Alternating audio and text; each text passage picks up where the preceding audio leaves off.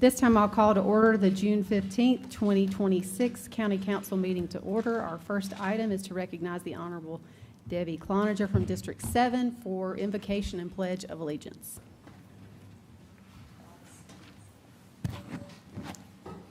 Father, thank you for bringing us together this day. Lead us in all decisions we will be making with integrity and humility.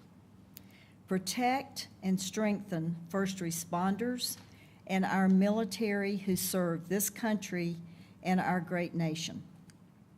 I pray we have courage to stand for truth and understanding. In your holy name, bless this great nation. Amen. Pledge allegiance to the flag of the United States of America and to the republic for which it stands, one nation, under God, indivisible, with liberty and justice for all. We do have oath of office tonight for a few individuals who have agreed to serve voluntarily on some of our boards. If I call your name, if you'll please come forward and stand in front of the podium where you'll be met with our county attorney to be sworn into office. Juan Abendano, Stormwater Appeals Board. Candace Pixley, Keep York County Beautiful, District 1. Tabitha Dellinger and Stephanie Johnson, the Employee Grievance Committee. And as you come forward, I do want to say on behalf of the council, thank you very much for agreeing to serve on these boards. You do so without pay, and the community thanks you for the work that you put in for the county. Thank you very much. I like the enthusiasm.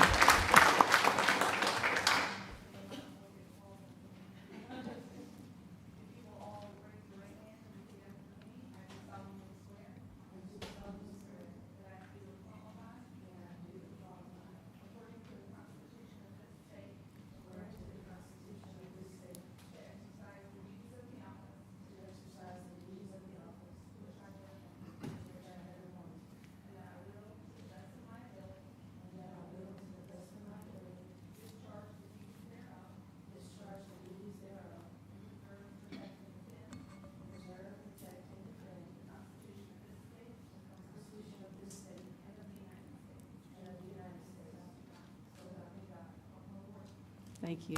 Thank you again.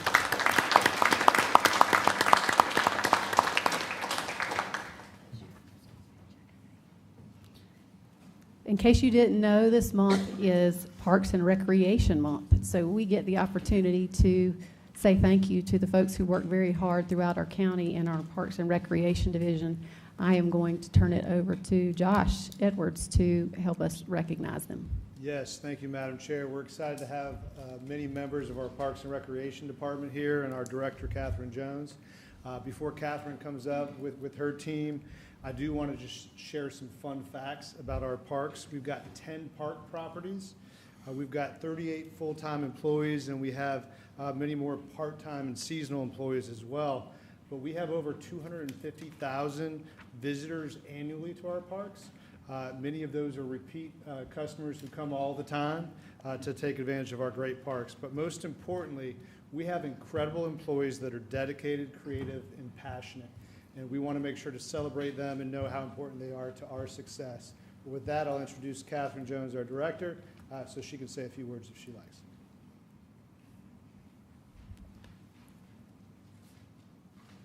Thank you, Mr. Manager. I don't know if I can have my staff come up now. Come on, staff. Come on, come on. Y'all can kind of just stand around the podium. You can face council. Yeah, face council will be fine. Madam Chair, members of council, I just want to say thank you. I feel very grateful to be standing in this position today to recognize our staff, but most importantly, too, to recognize the work that you've done as a council and our management team on being progressive in public parks and recreation and prioritizing parks here in York County. I reflect back on 4 years ago. It'll be 4 years I became director here in August, and we had 12 full-time employees. That's including myself. We now have 38 that Josh mentioned. We are growing. We are doing a lot of amazing things within our parks, trying to activate our spaces that you've so graciously created for the constituents here in York County. And I am honored to be a part of this, as well as every single one of these employees that are here and the ones that are not here because they're back in our parks working. We're very passionate about what we do. They're creative, and they're very dedicated employees. But with that, I got a few remarks. The National Recreation and Parks Association's theme this year for recreation, Parks and Recreation Month, is the power of. And that's that logo right there, the power of Parks and Recreation. Play, nature, community, belonging, well-being, and the people who make these experiences possible, which are these people here. Parks and Recreation has the power to bring people together, strengthen health and well-being, and build more resilient, connected communities.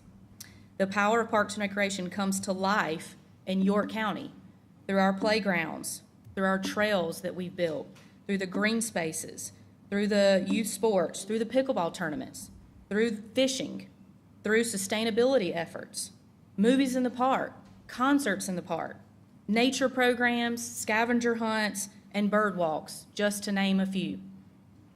The month of July is dedicated to recognizing and celebrating all of our full-time employees, along with many part-time and seasonal workers and volunteers, because we do have volunteers that help out in our parks, who operate and maintain all of our county parks.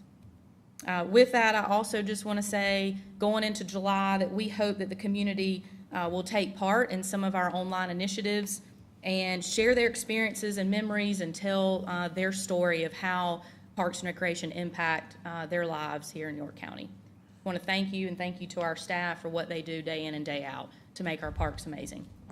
Thank you, Catherine, and thank you to all of you who make our parks what they are, and it brings our community together. We appreciate the work that you do, and you can't leave. We're going to get a picture with all of y'all. Why don't y'all circle around this way and make sure that we get a picture of you.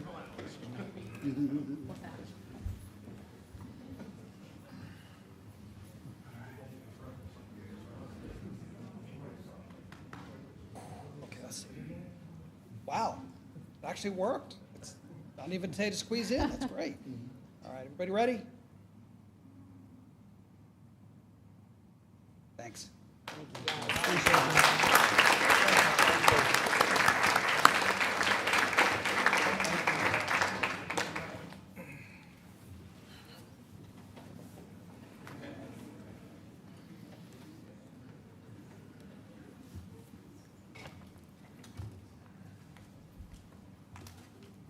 We move now to our public forum session of the agenda. This is an opportunity for individuals in the community to sign up on a list that is outside of the council.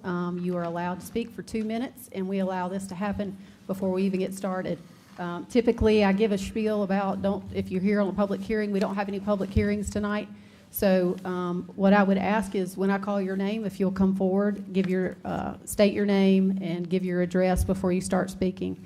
If you'll please keep your comments cordial and respectful, and we will certainly are interested in hearing what the community has to say on these topics in front of us. First individual is Amanda Lane. Hi, I'm Amanda Lane, and I live on Laurelmont Court. I'm a mother. My one job is to keep my child safe. And there is a legal word for what has made that impossible: nuisance. CILFAB is a nuisance. Not in the casual sense, but in the legal one. A nuisance strips families of the safe use and enjoyment of their home, their yards, and at the school we send our kids. That is what this heavy manufacturing plant has done to my family. We live less than a mile away. I couldn't even let my daughter play in my own backyard without wondering what was drifting over the tree line. I can't gamble with my child's health. So we sold our home. I pulled her out of the school that she had loved. You lost nothing. We lost everything. And I want to be clear. We all know who is responsible for this. Ignoring a 5-0 quasi-judicial ruling directly led to 2 chemical leaks where children were left outside. Absolutely no precaution had been taken to protect the optics. Flint Hill students were evacuated and missed 2 days of learning because of the decision to ignore the BZA. But one of you saw this coming. We re-elected Debbie by more than 20 points because she voted no, and she chose to protect our children. She chose us. The rest of you chose a Canadian solar company. Abate this nuisance. Move Silphab. Thank you, ma'am. Ellen Goff.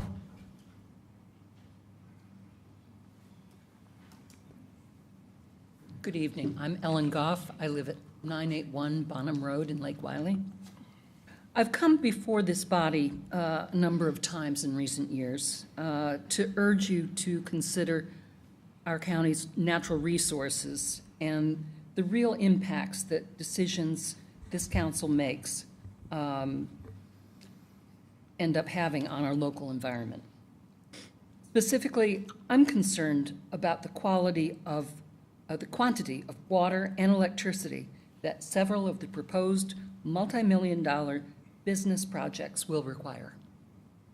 In the last 20 years, our county and the entire region have been faced with real water crises, from drought to development and regional growth. It's very easy to forget how dire we felt our water drying up was in those years. As these new proposals and initiatives progress through county government and governmental agencies, please bear in mind that there are real limits to how much the county can give up in the service of attracting businesses that are best suited for this county and the people who call this place home. Thank you.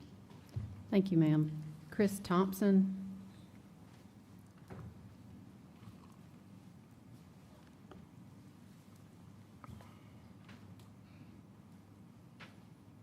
Good evening, Council. I'm Chris Thompson. I live at 345 Vanderlakes Drive in York, South Carolina.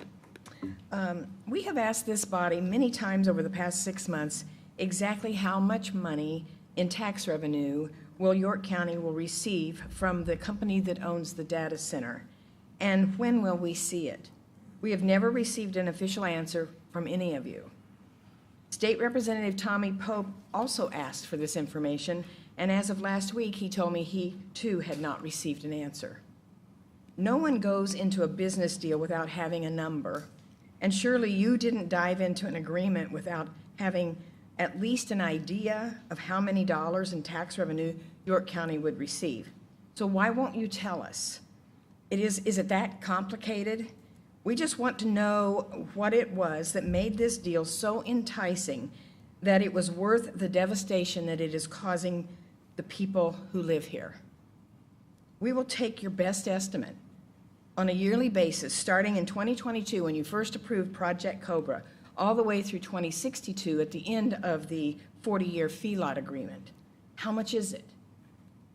And speaking of the feedlot agreement, you are also getting ready tonight to approve yet another tax giveaway for who knows how much and how long to another unidentified company under yet another code name that plans to manufacture biopharmaceuticals, and for whom you will also vote tonight to allow the county to apply for a state grant for $65 million. You are spending taxpayer dollars on things you won't even reveal to the people who elected you. How can we trust you to represent us when you do things in secret and won't answer our questions about the issues we, the taxpayers, are paying for?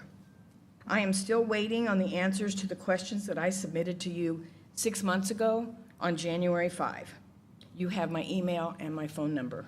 I'll be looking for an answer soon. Thank you. Thank you, ma'am. Gary Kennedy.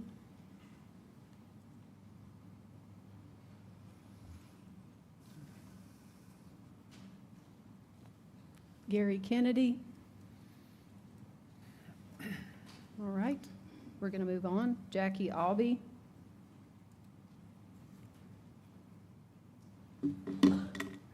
Hello, My name is Jacqueline Albee, and I live at 848 Gentleman's Court in Fort Mill. I am speaking on rezoning case number 2606.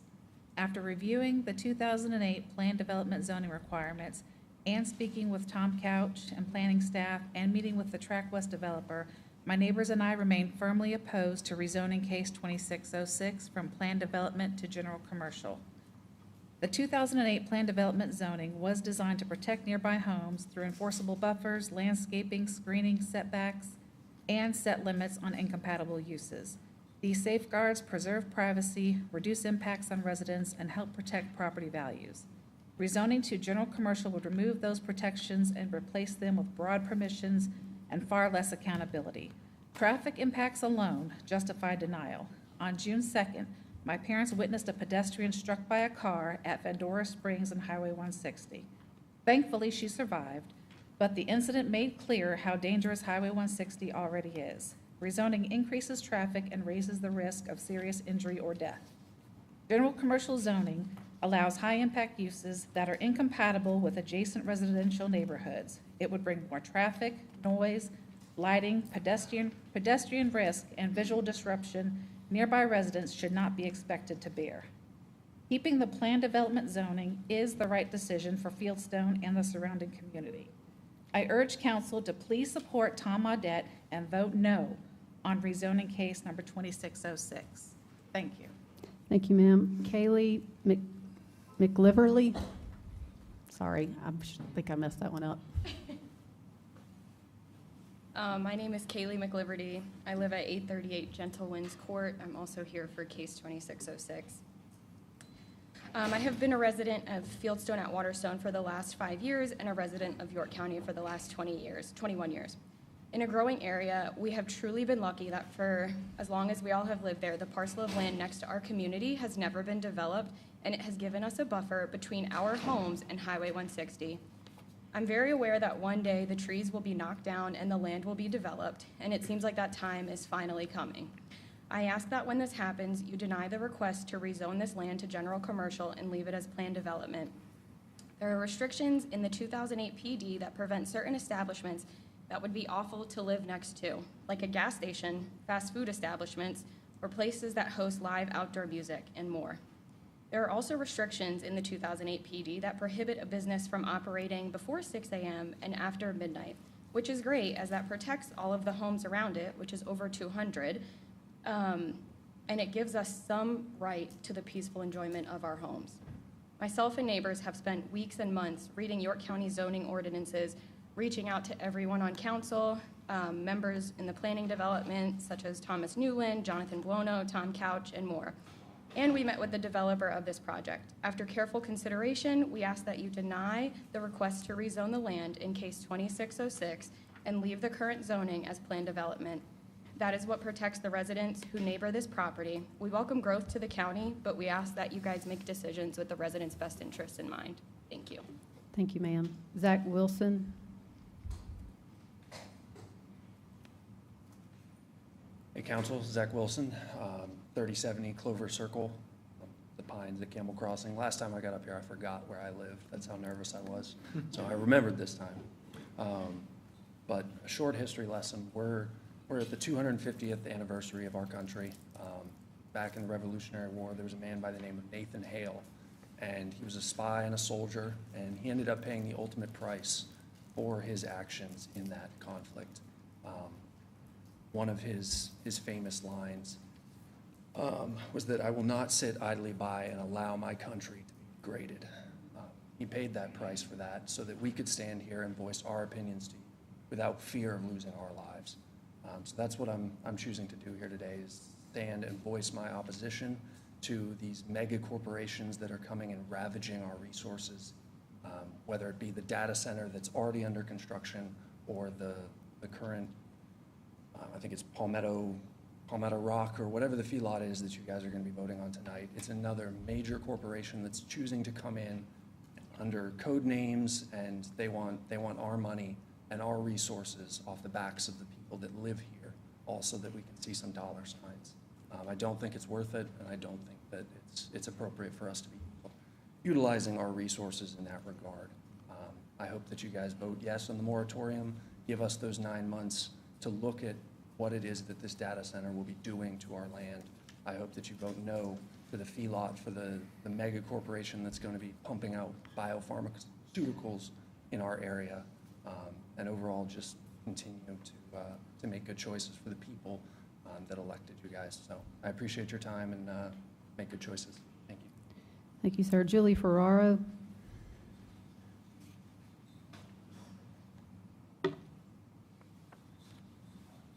Good evening, Council. Thank you for your time. Julie Ferraro, Vander Lakes, York, South Carolina.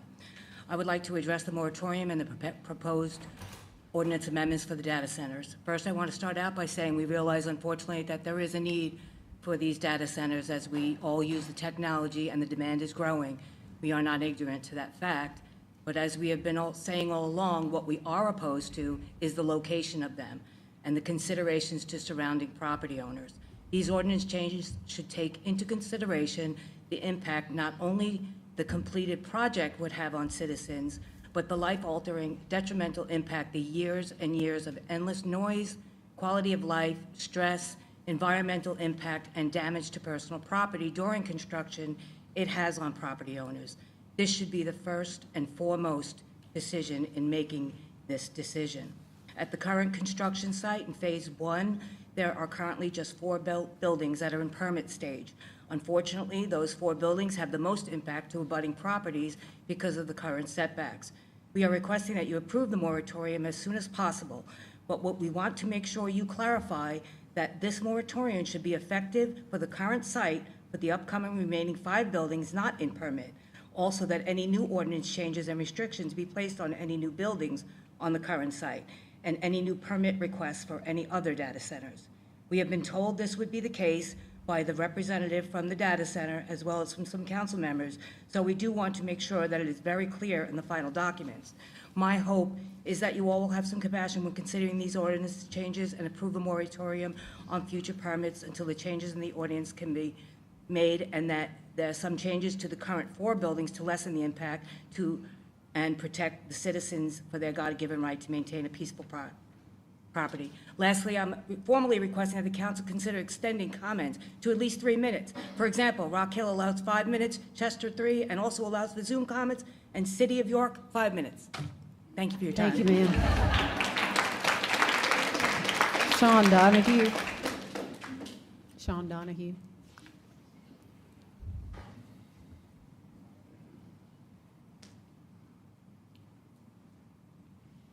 Good evening, Council. My name is Sean Donahue. Me and my family live at Allison Creek subdivision off of Highway 274.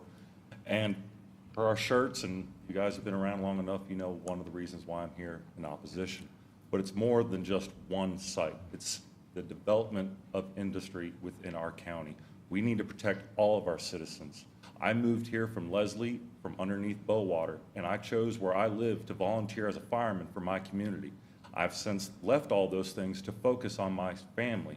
My family will live underneath the lights of one of these industrial facilities that could have millions of gallons of fuel on the site within the tributaries of Lake Wylie. This is not just a here issue. This could go down to Columbia. And I'm not speaking from a speech or anything else like that. I want to speak to you all personally. I want to congratulate the candidates. I want to encourage you guys to come out and talk to us. Every single one of you have been given a copy of what us as citizens think should be on this ordinance. Take county staff out of it. Save all the money. We're volunteering to give you good information. Me and my family wake up every day. I don't know if my home value is going to depreciate. I don't know if her reproductive systems are going to be issues. I could put on a tinfoil hat. There's all kinds of things. But the facts are that there could be millions of gallons. We've done so much in history in this country to see when a corporation is eating our lunch. Stop letting corporations eat our lunch. Timber, oil, coal, it's throughout this is just another mining situation. One of the council members says, oh, this could have been a mine. It's data mining. It's a energy where it's going to take an energy into a pitcher. Whatever you guys imagine, that's what this is. So name it what you would like it to be, but it's hindering me and my family from having a good life in this county. Been here for over 30 years, and I planned on retiring here. I've always worked for York County businesses. Please support our community. Thank you. Thank you, sir. Rebecca Seachy.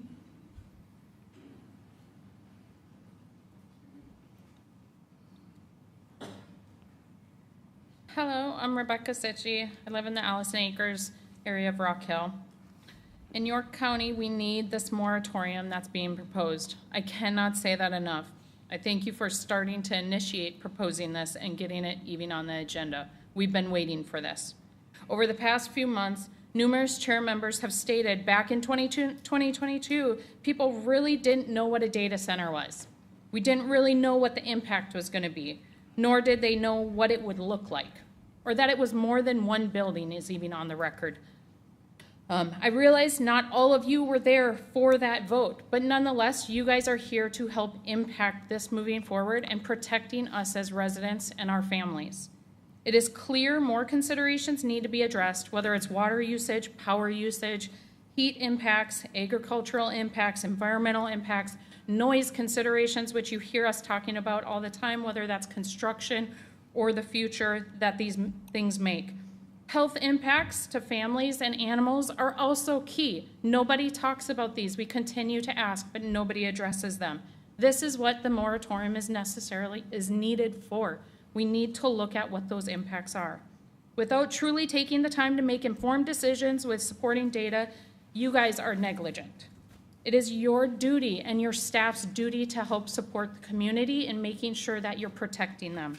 Protecting our community, residents, environment, and utilities are all a part of this process.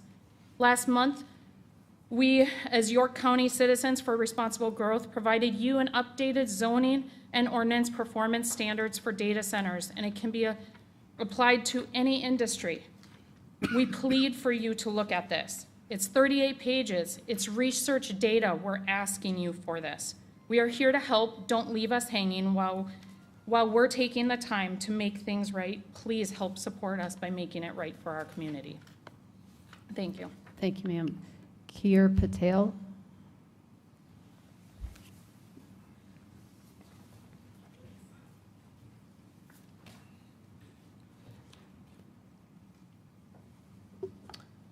Good evening, members of the council. My name's KU, and I stand here before you today to speak about the future of York County, a future that is being sold out from under us. We were told that this data center was an economic win, but let's look at how it actually got here. It wasn't through an open dialogue.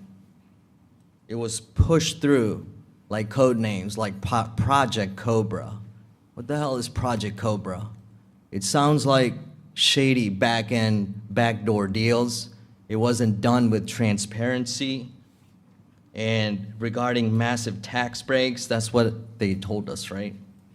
And by the time the community found out over 700 acres of rural land along Hans Mill Highway was transformed into massive walls of metal. And that's not leadership. That is a breach of public trust. That is deceit. And that's what happened. You know, my family and I, we moved here from Charlotte for one simple reason, so we could have better future for our children. And now, after several months, we are finding out, having stayed in our home in the Westport community, that there's a data center being built. Now, how does that make me feel? So if I'm one of them, imagine there's going to be hundreds and hundreds of homes. Now they started posting that there's a data center that's being built. I didn't know it when we moved. So we chose this environment for safe neighborhoods and good place to raise our children. But that is not what it is. That is why I propose moratorium on this data center. Thank you, sir. That concludes our public forum session. We appreciate the community coming out and speaking to the council. We are going to move now to our consent agenda. Our policy is that if one council member requests one item to be removed from consent, that it's done automatically. Mr. Huckabee has requested item 33 to be removed, so we will make that number 7 in new business. Do we have a motion on consent agenda apart from that? Motion to approve. Second. Motion and a second. Any discussion? I don't have any objection to pulling this out and going through the consent agenda. But I would like to ask for a deviation from our program or our agenda tonight to at least address some of the concerns that have been put to us concerning the taxes and the data centers. I didn't want to put that out since I know everybody likes to get up and leave after the citizens part, but I think it's imperative that we kind of clear the air on some of the misinformation that's already being put out. Okay, why don't we do this? There's a request to address some of the misinformation from the commentary that was presented. So why don't we do this? Let's go ahead and deal with the consent agenda. All those in favor say aye. Aye. Any opposed? Hearing none, consent agenda is approved as amended. Is there a specific issue you want? Typically what we do with public comment, and we've tried to figure out different ways to address this, is it's our job to listen. And there are times where the community comes and speaks, and there are things that need to be said back to ensure that folks are clear about the factual situation. Mr. Wright, if you have any specifics, then maybe we could get our county manager to address them. Yeah, some of the questions that have come to this council, some of the questions that have come to this council over the last several weeks have been about the revenues, the tax revenues. Some of the questions have been about the transparency, the code names. And I just wanted to clear the air to ask staff to answer legal and county manager as to why we use code names. What are some of those revenues? Some of the questions, because I know a lot of times after we get these questions, there's never really any follow-up directly to the community about some of the questions that they propose. And we get hundreds of emails, and we virtually can't respond to every email. But I think in this public setting, since those questions have been put forth, and they've been coming repeatedly over and over, and it seems that we haven't answered them to their satisfaction. So I wanted to make sure, because we use code names on every single fee and lieu that we get. This is nothing new. So I wanted staff to kind of enlighten the community as to why we use code names. No, I'm directing this to staff. Yes, and our economic development director is here, Mitch Miller, and he can add to what I'm going to share. But, you know, when you're recruiting companies and working with the state and the Commerce Department, when a company's looking at locating, they're wanting to understand whether it's a company that county council and those offering incentives want to be here before they let their name out. There's a lot of different reasons why that's the case, and Mitch can share some of those reasons. But what we've tried to do is we've tried to listen to the community, we've tried to listen to county council, and we're working with companies as they look to this county, to locating here, and letting them know the sooner in the process that they can share, that they're willing to share their names, the better. So that's something we're working hard on. And one of the other things is about the revenue. I went to the back. I know y'all see me go to the back. I had an email sent over to Karen, our clerk, about some of the revenues that will be generated in the first several years from the data center. I know this question has come up. The citizen stood here and said it's been asked over and over again.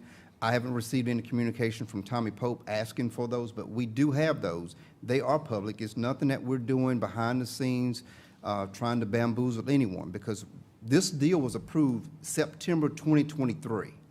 September 2023. Some people that have stood here and said they didn't know a data center was coming when they moved here. But if you moved here after September 23, a data center was slated to come here. And these are the facts. And I wanted to kind of at least share some of the things that have gone on. York County owned the data center property. There was no taxes being collected on that property. And so people say we're giving up. No, we're actually getting funding from this property, because when York County owned it, we weren't paying ourselves any tax revenue. So when you say we're giving up money to these businesses, we're getting tax dollars on our tax rolls, supporting our schools. So we have been transparent from day one.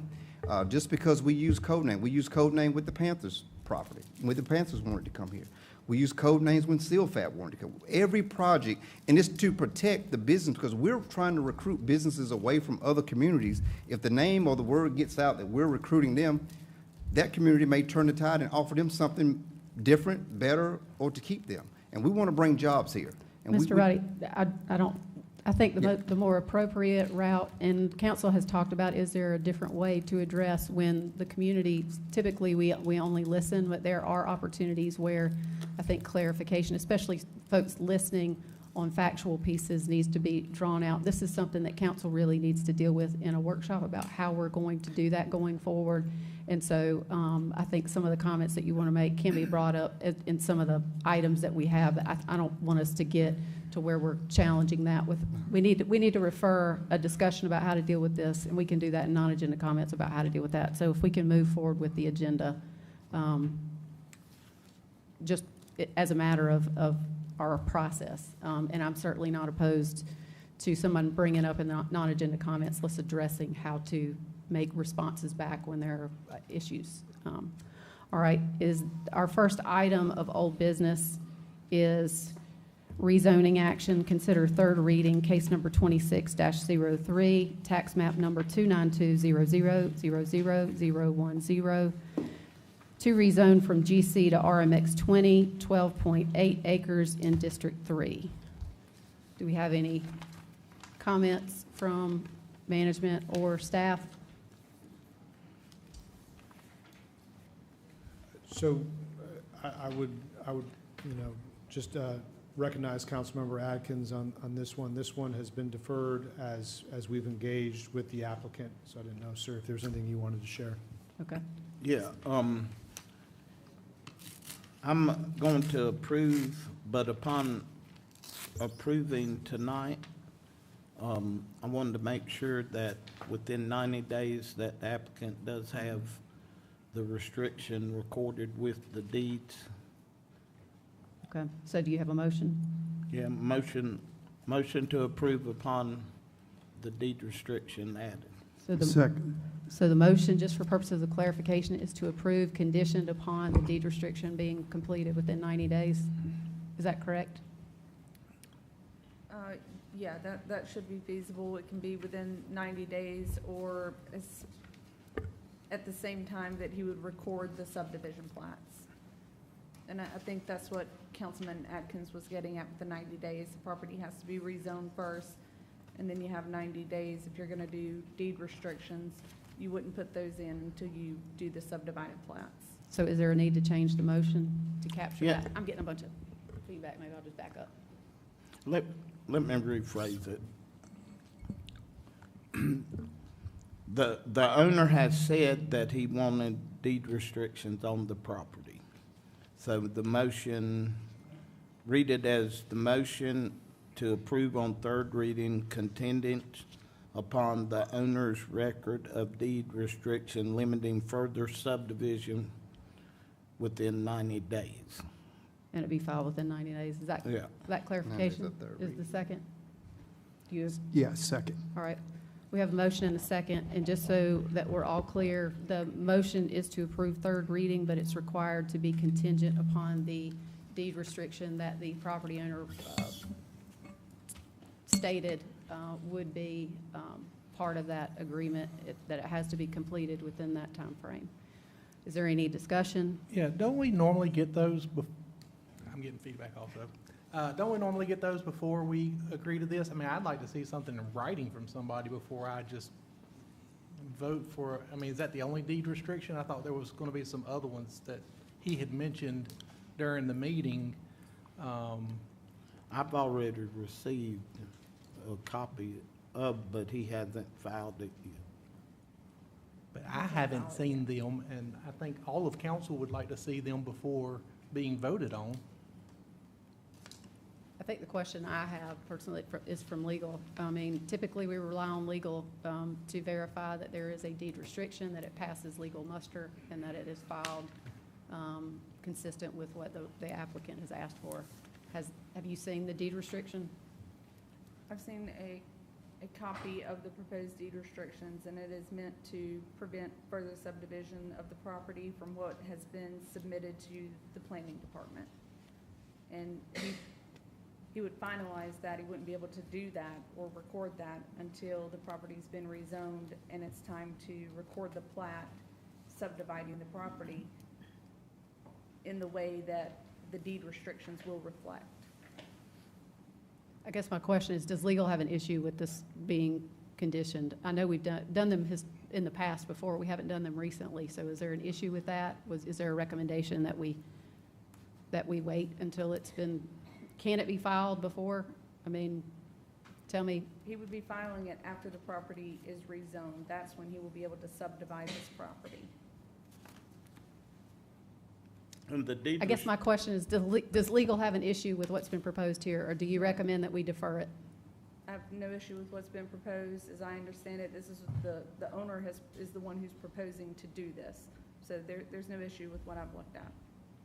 And us taking action tonight is not going to compromise that. It's going to be required. That's part of the agreement to rezone. The approval is contingent upon that. Okay.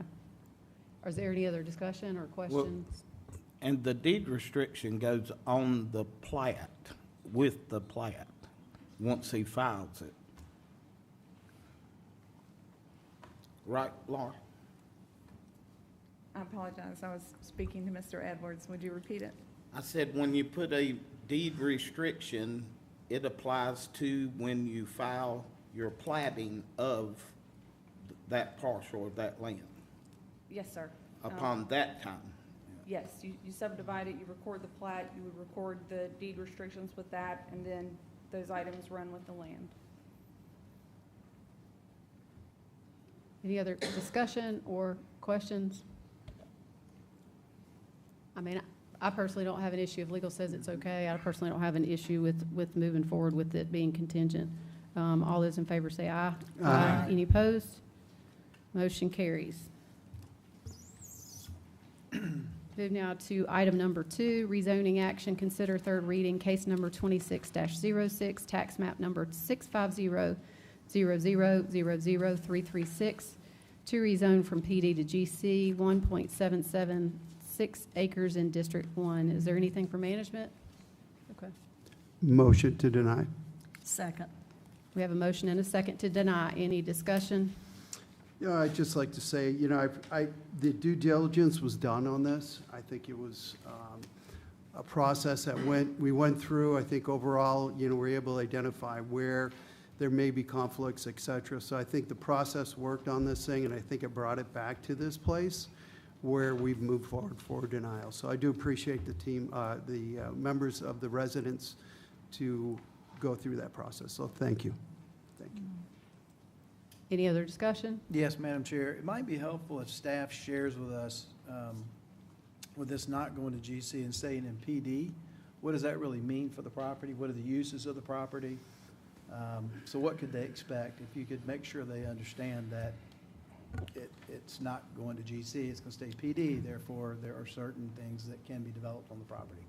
Yes, we can walk through that, and as Diane goes to the front here, you know, this is something that staff met with residents in person, and the developer met with residents. They have talked through this, but Diane, I'll let you kind of speak to that. Yeah, Thank you, sure. Diane. So the developer can come forward as long as they meet the requirements of the PD.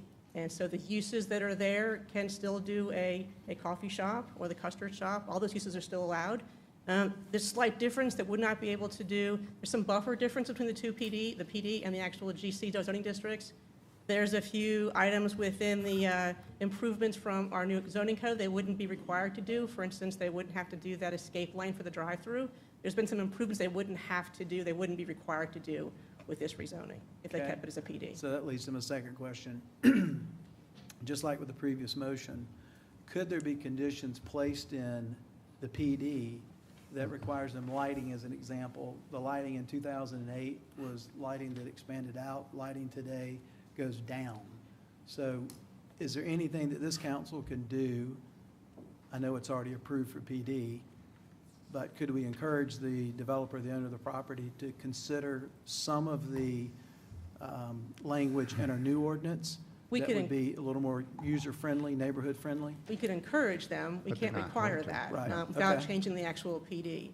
And it's been advertised as being rezoning to GC, so you can't go back and amend the PD at this point in the process. That's right, because it's by right. Yeah. Yeah.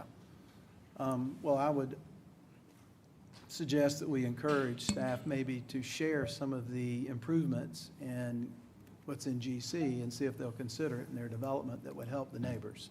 Can do that. Yeah.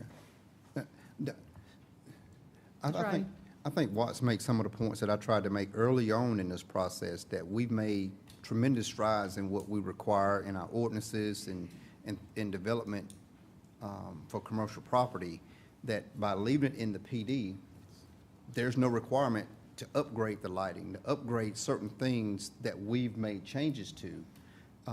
Just like we said earlier, the net change is not really a net change because they can still build the same ice cream, coffee shop, whatever they want it to build, they can build it with less improvements over the ordinances that we've made. I think that was very clear, and like I said to the constituents in the Fort Mill area, this is what you want, this is what you're gonna get. Don't expect the improvements. Don't expect to go to the developer and say, hey, will you do this? I don't think it's gonna happen because it's not required. And we all know that builders and developers are gonna come in and do what's required. It may be a nice community gesture, but where's the community gesture when he wanted to do the rezoning? So it's like you give and take. If we're not giving up if we're not given opportunity to rezone, we can't expect the developer to do these upgrades that we've added to the development ordinance. So I like how you said they're not required to do it, but you can ask them all day. But it's not gonna, don't look for it to happen because that's just not the way it works. So, sorry to keep you, Diane. Thank you, Diane. Any other discussion? All those in favor say aye. Aye. Any opposed? Motion carries. We move now to our first item of new business. Council to ratify the purchase of additional water meter installations and associated equipment from Fortiline, Inc. of Concord, North Carolina, in the amount of $267,874. Mr. Edwards, is there anything that management would like to add? Yes, I just wanted to share with council, the reason why this is a new business is as Eric has dug in with utilities, and as we have a new utility director, one of the things that they recognized early on was that we had a bill that we had not paid. And so this is from work, not last year, but the year before, in terms of water meters, that we did not pay for. So that's why this is a ratification that we're asking for, and why we need to bring this to y'all on this agenda. We want to do the right thing, and that means paying our bills. And so if you have any questions, Eric and I are ready to answer that. Any questions for staff before a motion? All right. Is there a motion? Motion to approve. Second. Motion and a second. Any discussion? All those in favor say aye. Aye. Any opposed? Hearing none, motion carries. Item number 2, council to approve award regarding bid number 3035 for the Stockbridge Trunk Sewer Sanitary Sewer Improvements Project for the construction of gravity sewer lines in TKK, South Carolina, to the lowest responsive and responsible bidder, State Utility Contractors, Inc. of Monroe, North Carolina, for a total cost of $5,880,543. Mr. Edwards, anything to add? Yes, the reason we wanted to share this in new business is this is a multiple-year project. And so the majority of this cost is going to be in the budget that y'all just approved. In FY27, I think it's almost a little bit more than $4 million in FY27. There are some costs that will be budgeted in the following fiscal year, so we wanted everybody to be aware of that. This is one of those projects that as we finalize the utility CIP this summer, with the multiple studies that we've talked about, that will be included in that CIP that then impacts the rate study that y'all will receive in the late fall, early winter. And so we just wanted y'all to be aware that this is one of those things that will require us to consider as part of that rate study when the consultant comes to present that in year 2. If there's any questions, Eric and I are here to answer that. Thank you, sir. Any questions for staff before the motion? Do we have a motion? Motion to approve. Second. Motion and a second. Any discussion? Yeah, I have some questions. Probably should have done them before the motion, but whatever. So during the budget process, we were shown a slide that showed we were running out of capital funds. And if we didn't have rate increases, knowing that this project is going to go into a second year and there's no guarantee of those rate increases, can we start this project, and do we have sufficient funds to complete the project, and on a prioritization list with the amount of funds that we currently have with no guarantee of future funding, would this be where the funds need to be spent? So I'll start and then I'll ask Eric to comment. I think some of the questions about prioritization, I think we'd have to get back to you, Councilmember Litton. I think in terms of our capital plan, there's going to be a lot of discussion about FY28 as we enter the fall. And I think what we want y'all to know is that this is one of those big projects that needs to be done. This is an integral project, and we've been planning this for some time. And so what we want to make sure we do is we start these important projects, and they're multi-year projects. So we want to give council the heads up on that. Eric, in terms of some of those questions that Councilmember Litton asked. Yeah, so this project actually is the final phase of a multi-phase project, and it's been almost 9 years. We've already done the force main replacement and the pump station. So this is the gravity sewer aspect, which really will end up taking off 4 lift stations and putting gravity sewer to that new regional station. Yeah, this is a multi-year project, and like the county manager said, this is why we brought this up. There are a number of projects that are multi-year that we're starting also in this next year that will bleed over into 28. Knowing, like we said, there is that fund balance that is decreasing, but we're committed. We're going through this rate study and trying to figure out, we'll be coming back, with possible rate increases mid-year after this rate study. But I don't know if I can answer any additional questions about that. And that's true. I mean, if we get the rate study, we can fund the project, hopefully. But when this project started, let's say 9 years ago, the county didn't own the Blue Granite system in Lake Wiley, which has severe issues that are over capacity at this time, as we discussed just a few days ago. Could this project be put on hold until such time that additional funding comes in to take care of other projects that have a greater economic and environmental issue? Unfortunately, I couldn't answer that exactly at this time. We're going to have to go through the studies that we were getting back, and we're committed to get that CIP within this next month. We'd have to relook at that, reprioritize without knowing what that is. But it's definitely something we would be looking at and reprioritizing across the board. But at this time, I can't answer that definitively. So would it be financially prudent for this council to defer this project until we know whether it should be funded or held off on until future funds are available?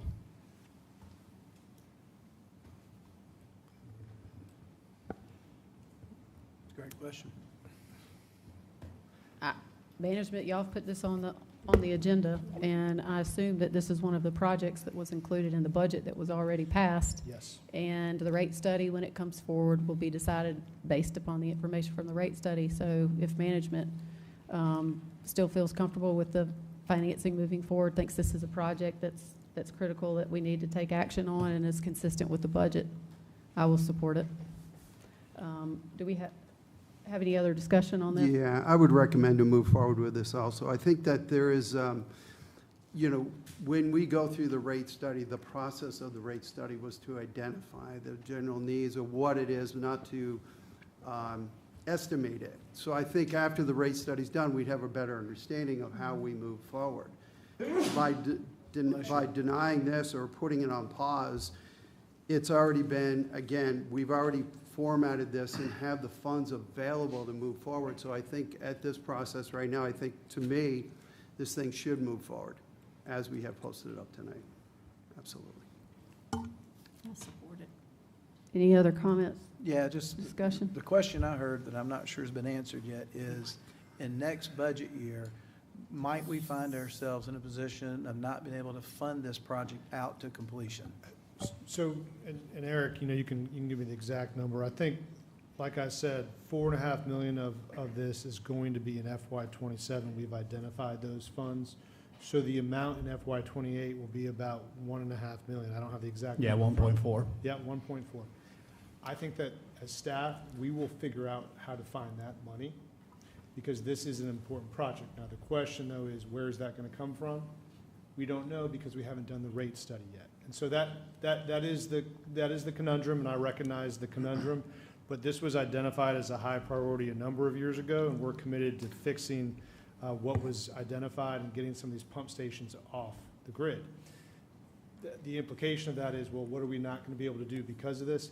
But as Eric shared, we don't necessarily know, because the studies aren't done. But that is why we're committed to finishing those studies by the end of this summer, presenting council with a firm utility CIP, and then having a consultant, Raftellus, come in and present to y'all on how best to pay for that. And this 1.5 million will be in that rate study.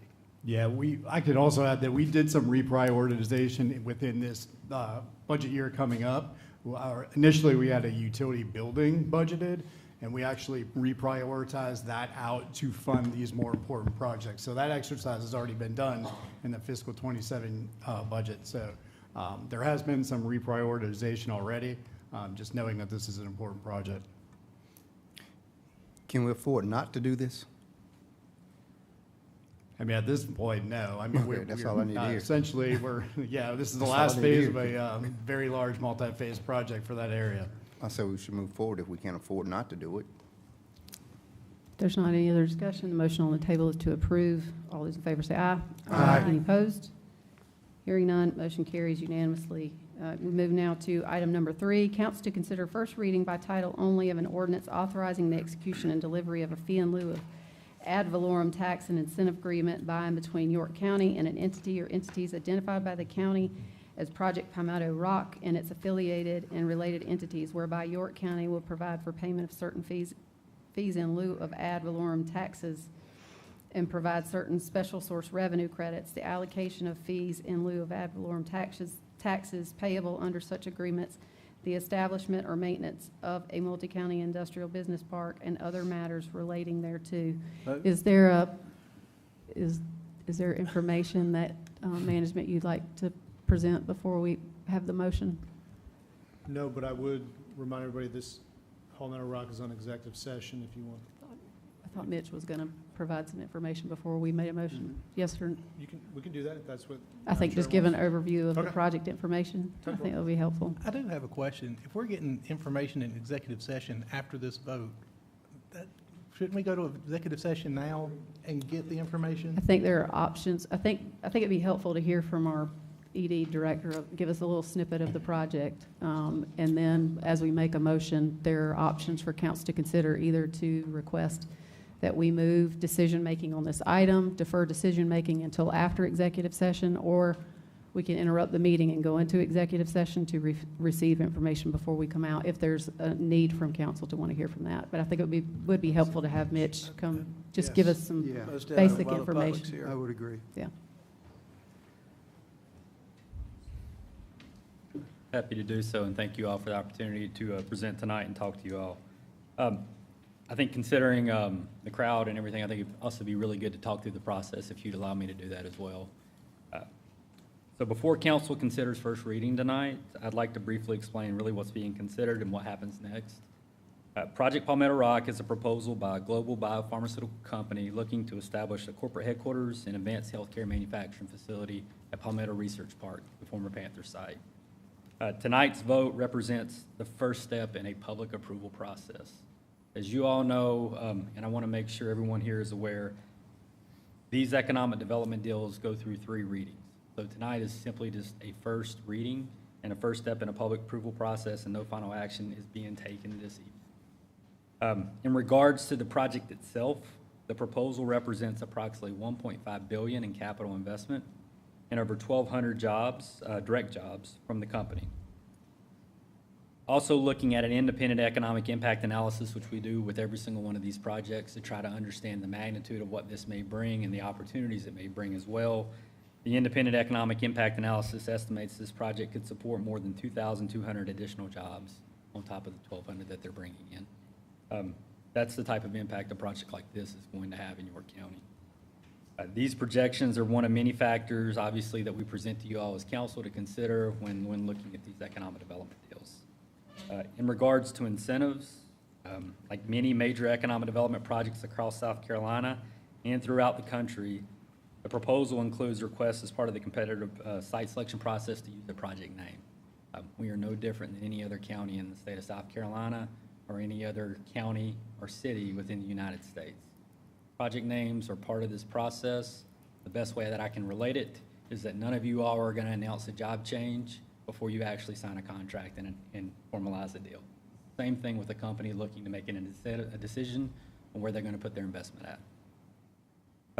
In regards to this process, this is first reading. There will be we are going to do this very differently than what we've done in the past. As you all know, and I guess will be presented tonight, there is a special called second reading that will be held on June 29th. That will be a public hearing. You'll hear directly from the company about their plans for this project, the proposal, and that will include them identifying who they are as a company and sharing their name. Typically, what we've done in the past, as you talked about the QTS deal, I believe those have been done at third reading. This will be done essentially one meeting earlier to allow the community to hear more about the project, more about the company, what their plans are, and the ability to speak to council directly in the form of a public hearing.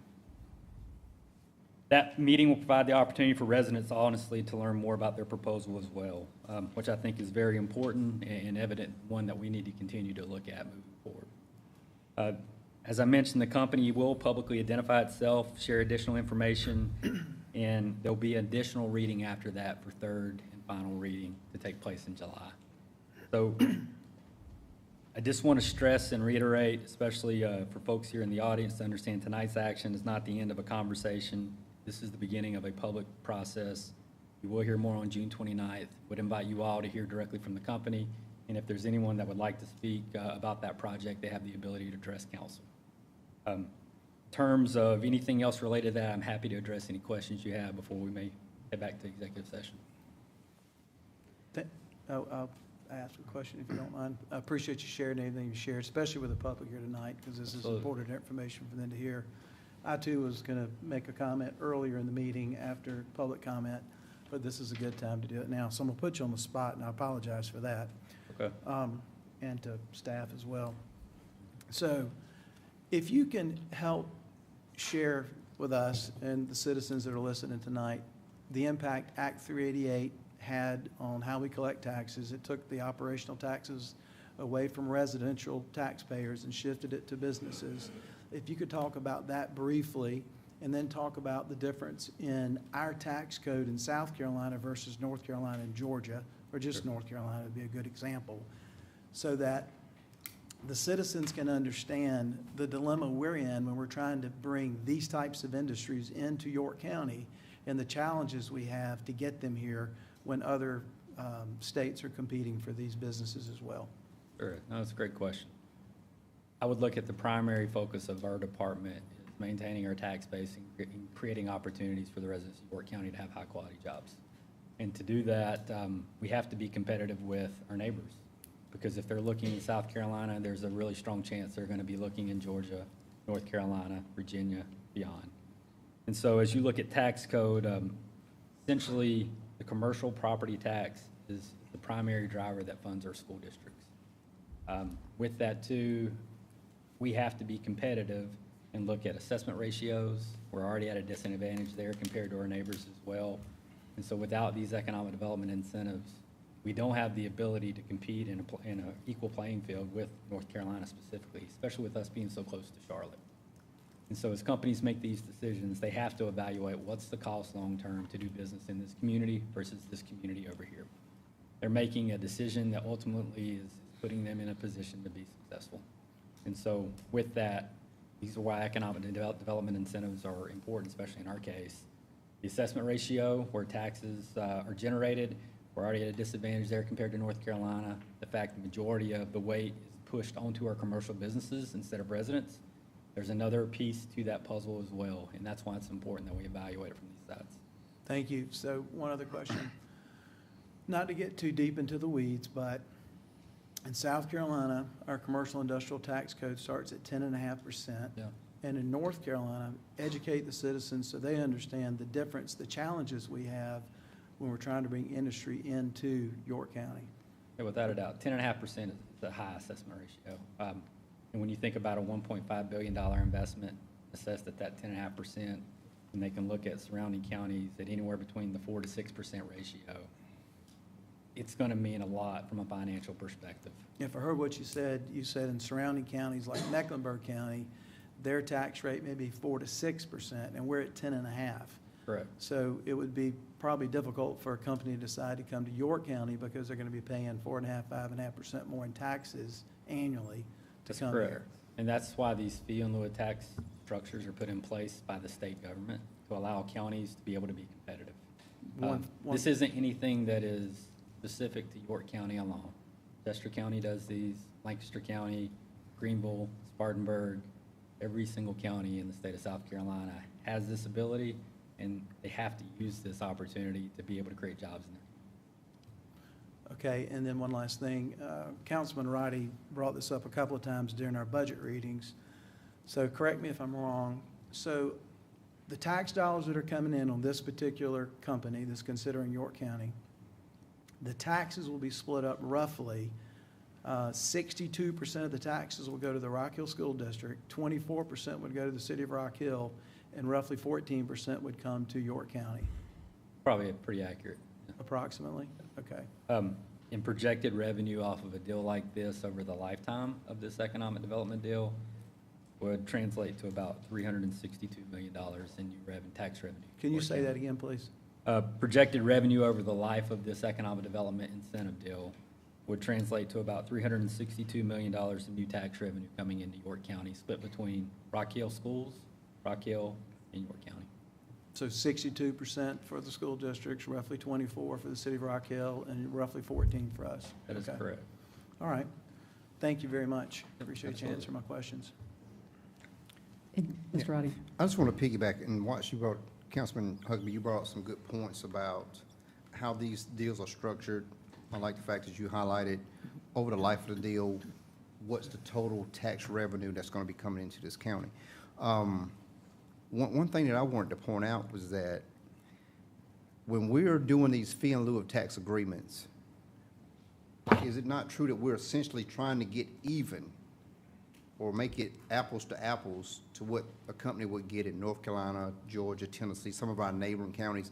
We're not doing any, are we doing anything, you just mentioned, we're not doing anything other counties are not trying to do? Because there's no way I can see a company agreeing to pay South Carolina 10.5% when they can be in North Carolina paying 4 or 5%. Right. So when we're lowering, and when we're doing the fee in lieu of tax agreement, we're essentially bringing down our tax rate to be competitive. Because if we left it and didn't do any incentives, we wouldn't have some of the companies that we're even trying to attract. We wouldn't even get a second look. That's like essentially saying, would you go take a job paying you less 20 minutes up the road versus one that's paying you a little more closer to home? I think we have to do these deals, and I think it's a tool in our toolbox that allows us to recruit and grow our tax base, bring good jobs. And not everybody agrees with the type of jobs or the companies, but that's something that we sometimes we take the good with the bad. Hopefully we're bringing more good jobs that people see than some of the bad jobs. Certainly, just looking forward to everything being out in the open. Like you mentioned, we're going to do things a little different. We've heard from citizens, get the name out earlier. That's why we're moving to the second reading. Hopefully, those who have concerns will come now versus 2 years down the road when they're building, they're getting things worked out. But it's so hard for these things to get on radars, for people to ask some of the pertinent questions. But I'm looking forward to supporting it. I don't really have much to ask. Yeah. So Mitch, real quick, can you just explain to the public, in ourselves, from environmental perspective, how light touch this is from an environmental perspective, such as, chemicals, et cetera? Sure. I think you speak to that. As a biopharmaceutical company, I think the biggest thing that I want to point out to each and every one of you all and us looking at this project, this is not going to be a facility that houses diseases, viruses, things along those lines. This is going to be manufacturing products, life-saving products, products that will support everyone on the defense side to the public side in a way that we all live each and every day. I think that side too of the site that it's going on, it's already zoned for manufacturing. There's been a vision and talking about life science on this site, one that Rock Hill has spoke of, one that we've supported them on as well. As far as minimal impact tied to schools, residents, and beyond, again, it's right next to the interstate. Right across the interstate is an industrial park. And really on the other side, heading in towards downtown Rock Hill, is a smaller industrial park. So it's very fitting with where it is going. And in terms of what they'll be manufacturing there, that process, you'll hear more from the company and they can answer those questions.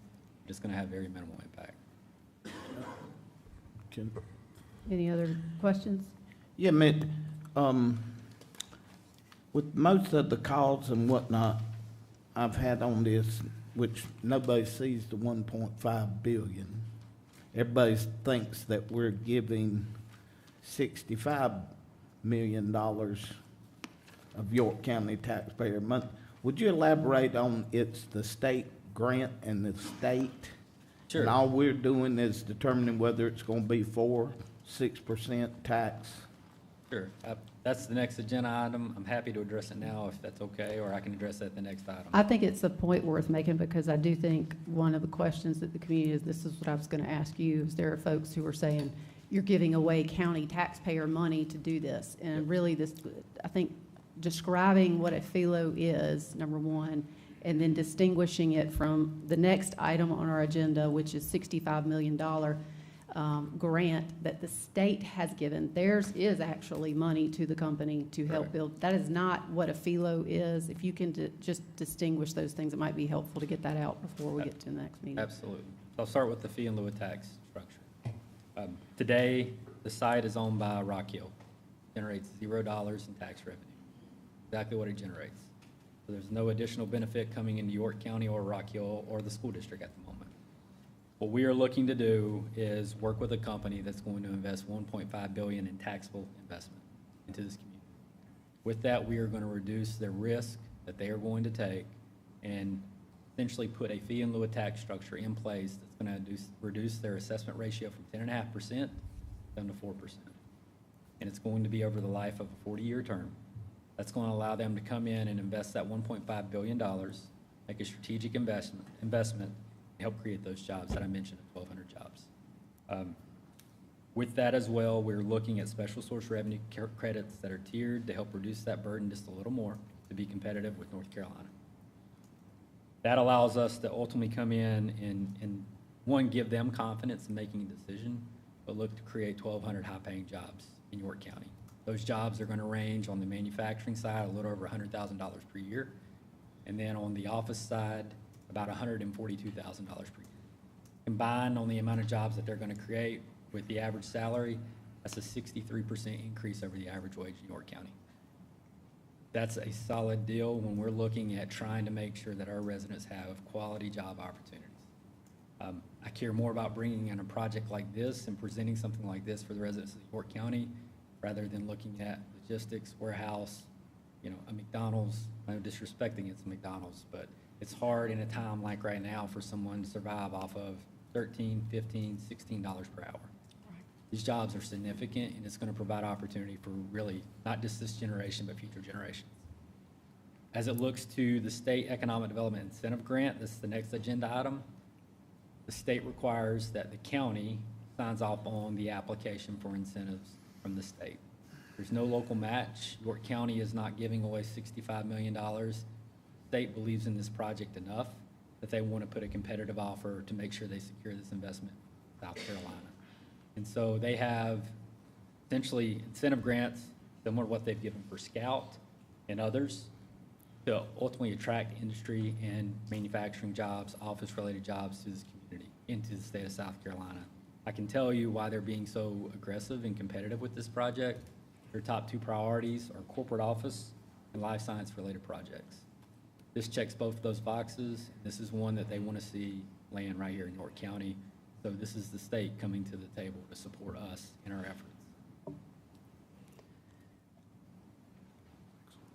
I will say this, I do know that the community has come out and has had some concerns about some projects in the past that were FELO projects. And I want to say two things. First, I have heard the community say these things, and I appreciate the fact that those other two projects were from prior economic development leadership. We have new leadership in place, and leadership is now looking at all of the facets of economic development deals, including how do they fit in the community. And I appreciate the work that the Economic Development Group is doing on that. I also think that it's critical that folks understand that council is different. This is 3 readings, and I appreciate the fact that one of the biggest things is being more transparent.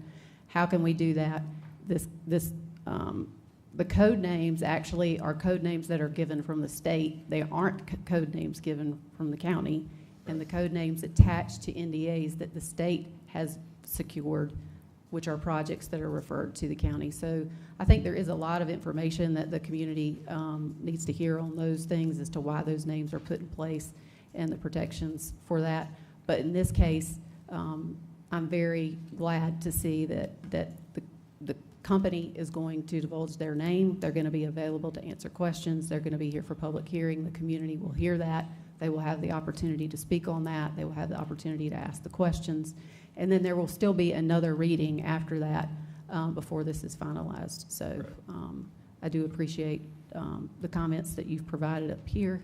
And at this point, council has this option to approve first reading and to move forward.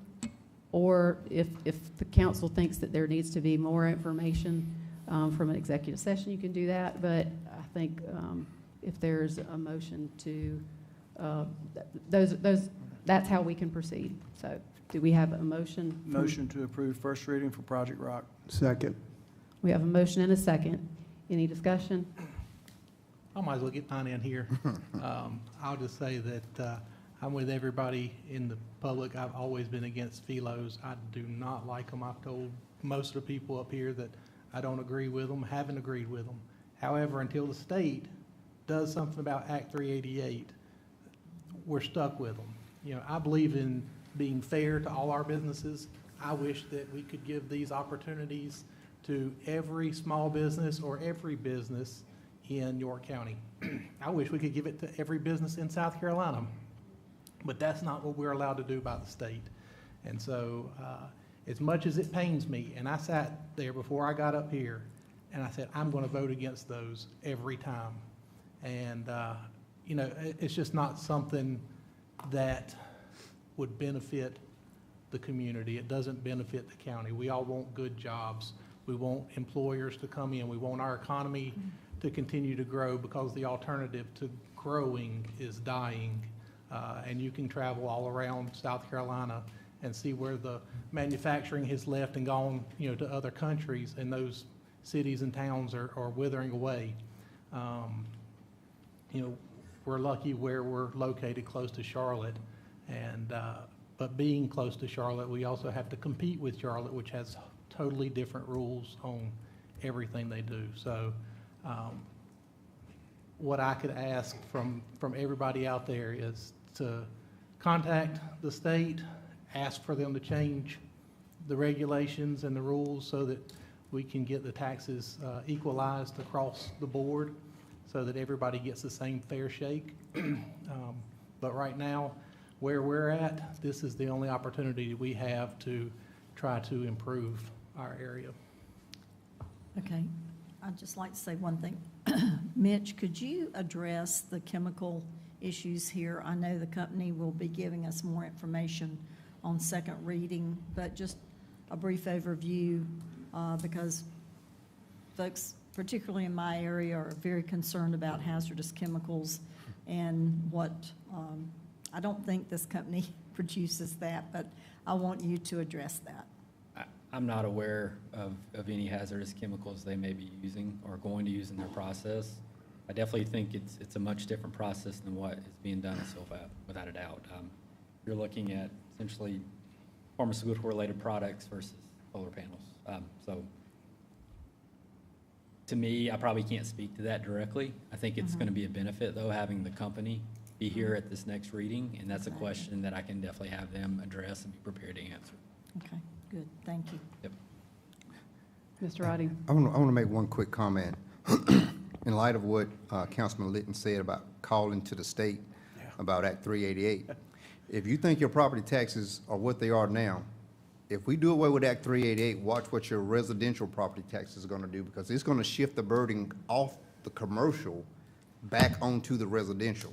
So just be mindful, if you call your state legislature and say, hey, do away with Act 388, we don't like it, we don't love it, look forward to your next tax bill that comes in the mail. I guarantee you it'll be 80% higher than what you're paying now, because it shifts the burden off the commercial back onto the residential, and it gives the break more to the commercial, because you hear all the commercials screaming, saying, hey, you're putting the state's load on our backs. Well, it came off the residents' back to go on to the commercial's back.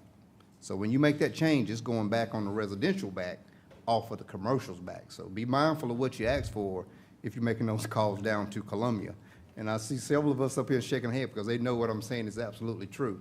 That tax bill is going to go up about 80% if we didn't have Act 388 on the residential side. Short clarification, though, this is off topic, but Act 388, in order to reverse it, the citizens of South Carolina would have to vote to reverse it to tax yourselves more, which I don't think the citizens are going to do that.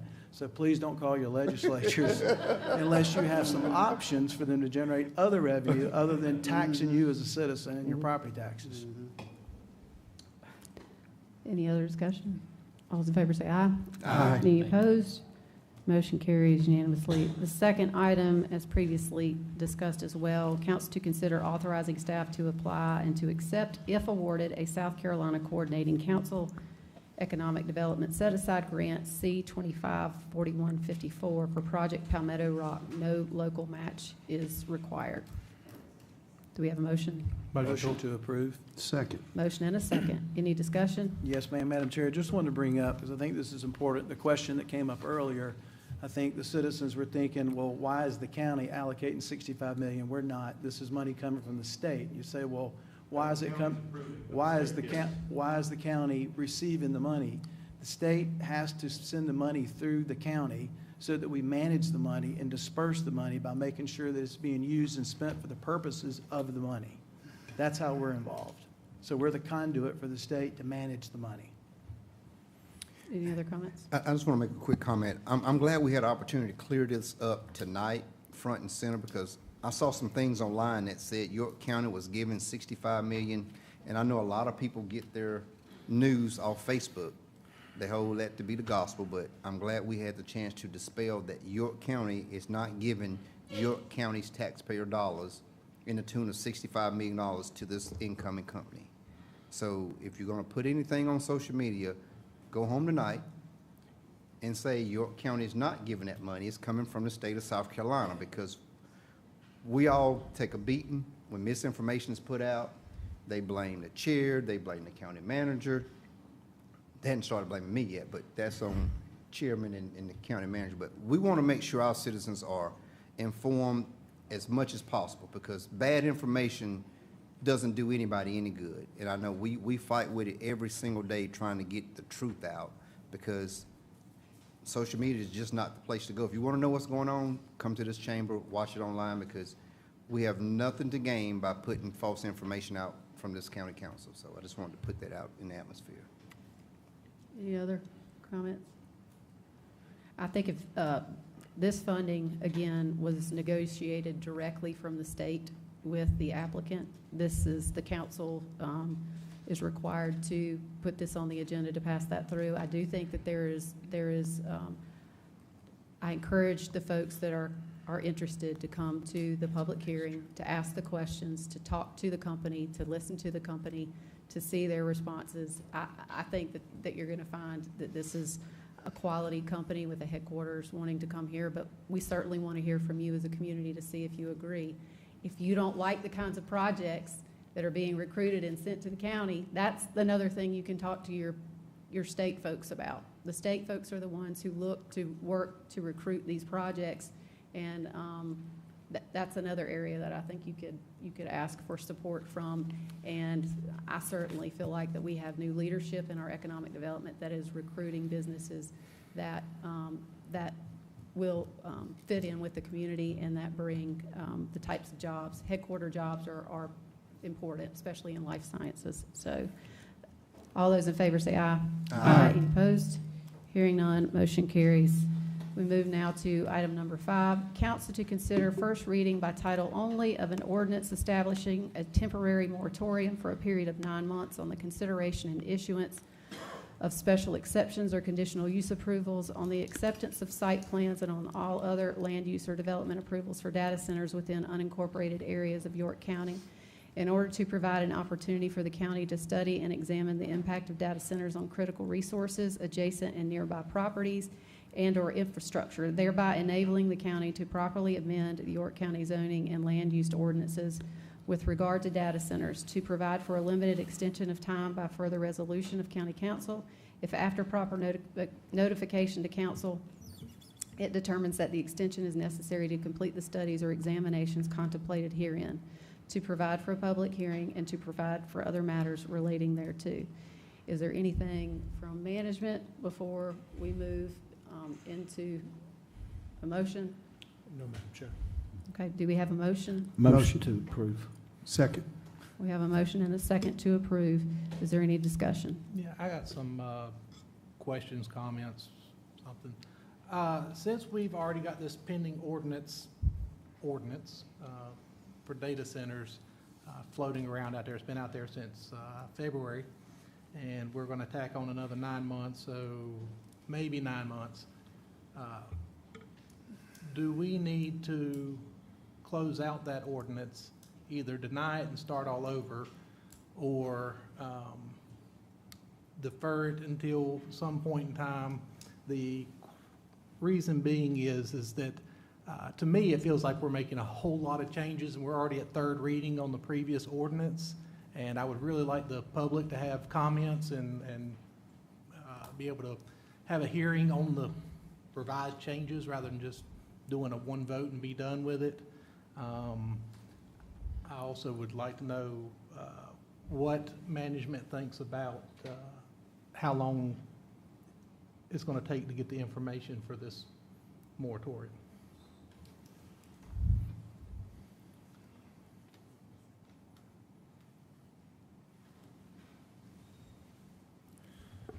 So I think in terms of the time frame, I think that's where we need to have discussion in terms of what to look at to generate that timeline.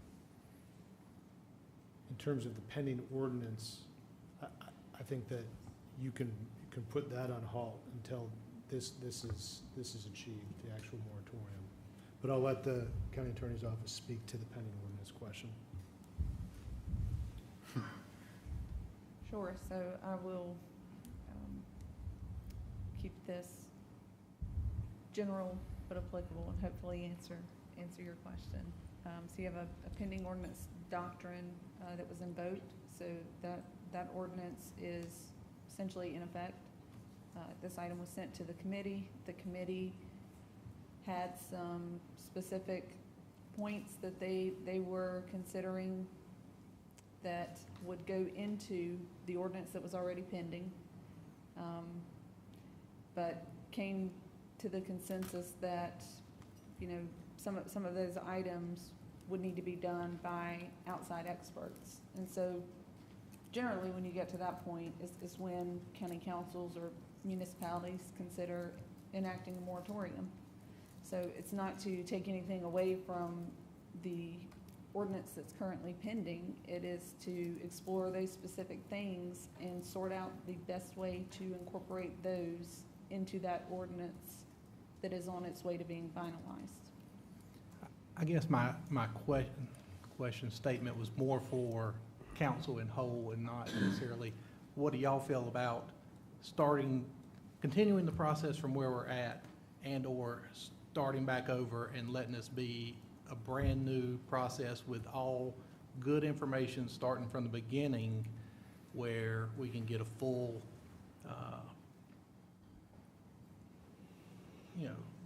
public hearing and all of that other good stuff, instead of just starting at third reading, coming in here and going, all right, here's what we're gonna do, and vote and done.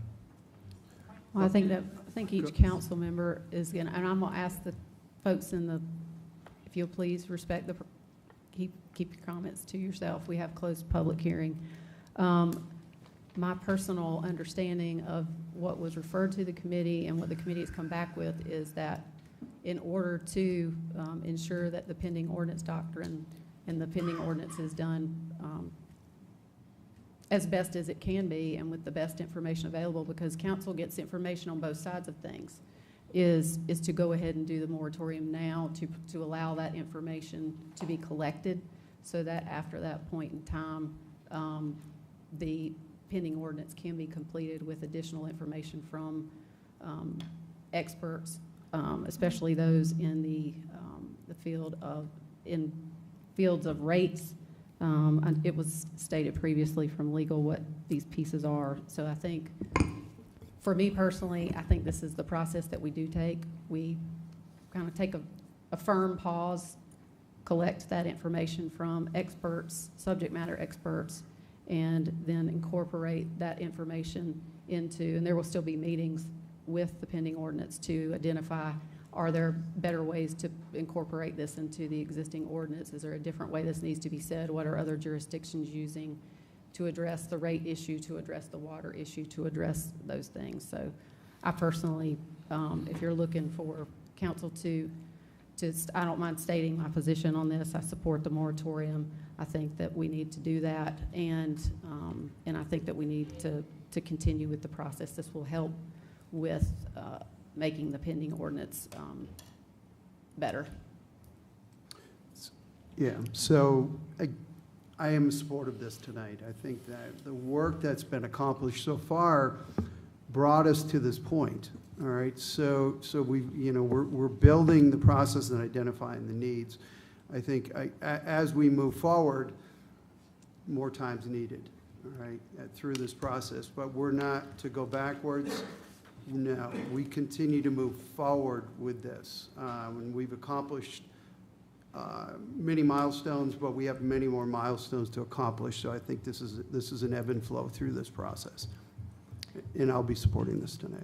Okay, my feeling on this is I have received, I don't know about you guys, a tremendous amount of information from the community, from other areas of the country. Erin Brockovich, she's got something going on.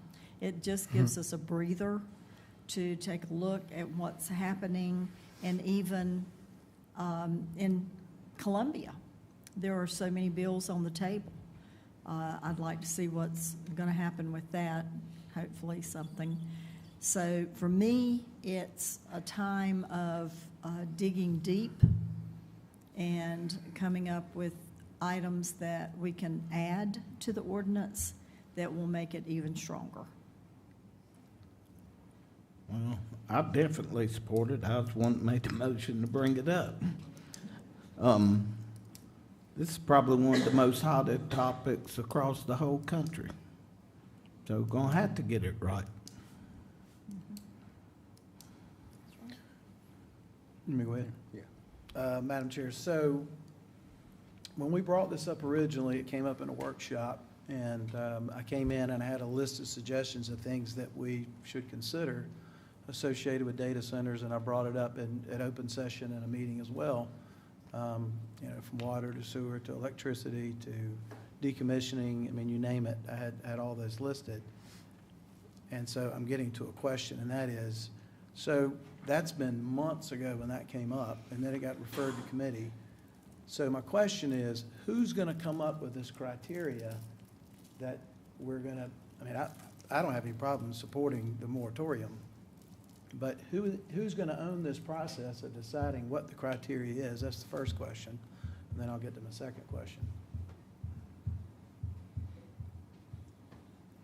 I think the committee identified areas that they needed to have additional information, and legal provided the information to them with a very specific direction about how to move forward. I mean, I'll let legal respond to that. Y'all were looking at me. Thank you, Madam Chair and Councilman Huckabee. So the items that I have noted from the committee that they wanted someone to get independent expertise on, to get feedback on, so that the ordinances could be tailored in a way that fits what county council is after, are kind of lumped into three categories, from my understanding. One of those was rate making. They wanted someone, and I think this would require a rate making expert to come in and look at the extent to which data centers impact utility rates of residential and other customers. If there is an impact, determine to what extent county council could address that via ordinance. So that's an entire process. The rate making process is its own entity, really. It happens at the state. Folks go before the Public Service Commission. They have done studies built into their rates, the things they anticipate. And so the question from an ordinance drafting perspective is, what, if anything, can council do with that? And so we would need a rate making expert to kind of look at that process for utilities, how they go about that, whether and to what extent, if there is impact to the rate class that would be residential customers, how that could be addressed via ordinance, if it can. Generator use limitations, implementation of limitations on generator use and things like that would require some sort of analysis and understanding of how any energy providers operate and how that works with their operations, and what, if anything, can be addressed in an ordinance on that point. And the other item that kept coming up, and I'm certainly out of my league in talking about this one, was the geothermal measures, whether those needed to be explored regarding the extent to which heat emanates from these types of facilities. If it does, what impacts, if any, does it have to adjacent or surrounding properties? And if so, how that can be measured and implemented in ordinance. And then the final one was noise. Is there some sort of noise generated from these that's separate and apart from what is already addressed in county ordinance in terms of measuring noises for nuisance purposes? Okay, thank you. So I'll get to my second question. When it was referred to committee, it was referred to committee in a different question.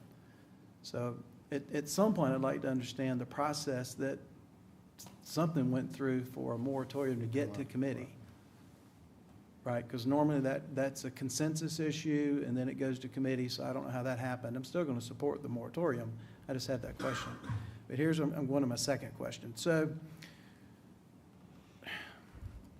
you only know what you know between your 2 ears, so you have to ask people a lot of questions, or you get online and you do research, you use AI, right? Do research, which is, I try to do that a fair amount to get as educated as possible and ask people that know more than I know. And I talk to council members periodically, so I called Councilman Litton a couple of times, and he adamantly pushed back at me when I kept pushing on the data centers. Shouldn't we create standards and criteria for data centers, especially related to capacity? And he said, well, why don't you suggest criteria and standards for the insurance industry that you're in? So I thought about it, and it finally dawned on me he had a point. So I went back and I did some research, and here's what I got to. And that is, we're talking about data centers today. There's going to be something else that's going to consume even more capacity needs than data centers in the next 2 or 3 years. You can go online and read about them. So my point to committee was, it's not just data centers, it's any future business that could come into York County and have an impact on our capacity. Or we can just deal with one industry, and then when the next industry comes in, because remember, in 2022, less than 7% of America used AI. So it was kind of a non-issue. That's going to happen again. That surprise is around the corner again. So why are we not generically looking at capacity needs of any industry that comes in, including a data center? And that's what I asked to be sent to committee, and I don't know how it got to this point, but that's a separate discussion that I'd like an answer to at some point in time. So my concern is greater than just data centers. It's any business that comes in that has a capacity in the future, and they're coming, based on what I read. Thank you. I guess we'll just go down the line, I guess. I don't know where to start. I think I can speak to what Councilman Huckabee was saying, is that today it's the data center. Every time we get a new type business that comes in this community that's going to absorb a lot of our, whether it's water, utility, are we going to now put a moratorium there to I'm going to study ask, it? if you'll please keep your comments to Because yourself, please. If you notice over the history, over the years, we don't get the same type businesses that continue to come in. We're going to get a different business. It's a widget company today. It's a solar panel tomorrow. We're getting new businesses, new type businesses that come here. We're gonna, and we hate to hire consultants. We've been challenged to say, hey, why don't your staff look at doing this? Why don't you get people that you're already paying versus a consultant? Now here we are saying we're gonna hire experts, we're gonna hire consultants to help us with an ordinance. We can't do it both ways. We can't employ staff to do all this work. We're gonna have to go outside. I know data centers is a big thing in the state and across this country. They're popping up different places. And I know sometimes it looks like we're chasing the tail on the dog. This was a very new situation back in 2023. A lot has evolved, a lot has come out, and I can assure data centers being built now are nothing like the ones that were built 10 years ago. We've been updated on the different ways to operate, whether it's a closed loop or just continuous water. When we're talking about capacity, any data center or any business that comes to this county has to go to that utility provider to get a willingness and capability letter that says we can provide, whether it's electrical, we can provide water, we can provide sewer. And if they can't secure that, the business doesn't go forward with their next step in the plans. So when we're talking about capacity, and it may be something that comes along that uses more utilities, water, sewer, and electric, they're still going to have to go through and get that willingness and capability letter before they can take the next step to even look to come to York County. Because if they're going to use so much, and if that utility provider has to upgrade its system, what I've been told and what I'm sure if you've asked York Co-op or Duke Energy, what happens in a case where you can't provide it and you have to upgrade your system? I was told that that's a shared cost between the utility company and the incoming company. Those costs are typically not passed along to. No, I'm going to have to ask folks to leave if y'all can't keep decorum, please. And I think we're going to get into these same situations out of the public when we start to have questions answered. A non-expert is going to say, nope, that's not the case. But when you're talking to the experts, the utility providers, and they say this is how it works, who else do you go to? Do we always say that they're fabricating, making up stuff? No. If we're going to the utility providers and they're saying this is how this works, and we present this information to the public, and the public says, no, that's not how it works, like, what do you want? What are you expecting? Can you get more expert than the people who are doing the business, supplying the business? And I think sometimes we want to get ahead, and one of my questions, and this is an actual question, can staff explain the difference to the public, the difference between a pending ordinance and a moratorium? Because I think when people say put the moratorium in place, they think it's going to shut down the existing approval that we already have.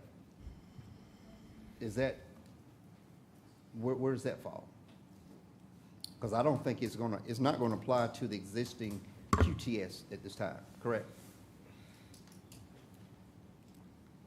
Councilman Roddy, that is a difficult question to answer with specificity because we're verging on getting into me giving legal advice. However, I will tell you that any ordinance for purposes of a moratorium will be framed so that it does not conflict with other portions of South Carolina law, and that would include the Vested Property Rights Act.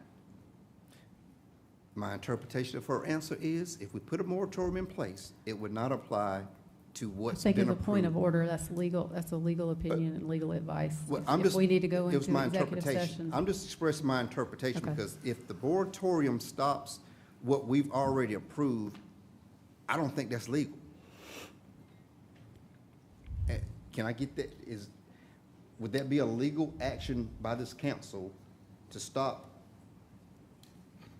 Because I think that's what the community is expecting out of this moratorium. And I don't want to give them a false sense of hope that if we put this in place, they're going to get what they want, then only to find out that it's not what they're expecting by a moratorium. I think that's a fair question for this council to know and for the community to know, because if we vote a moratorium in and they are expecting this to stop QTS and it doesn't, they're mad at us.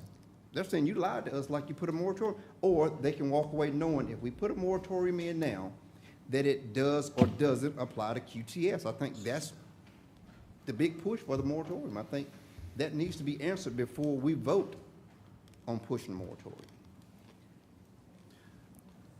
So I will give this a try, Councilman Roddy. To the extent you want to delve into and get legal advice on a moratorium, I am happy to go into executive session and give you guys whatever legal advice you would like or you need.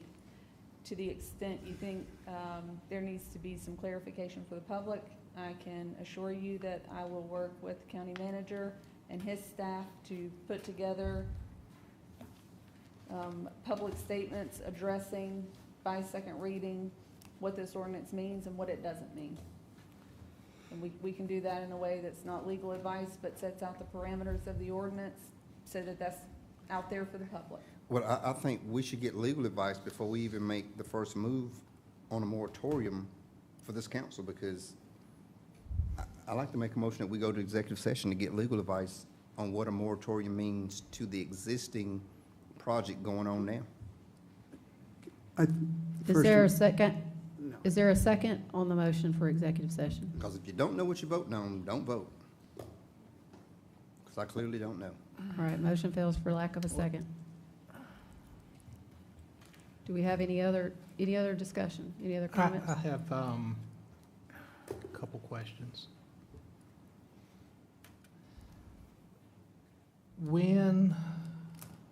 So we've heard from interim county attorney, what the pieces need to be studied. Does somebody need to make that part of the motion for the moratorium? Because as of right now, it just says, and I think I understand from previous conversations that it needs to be specified.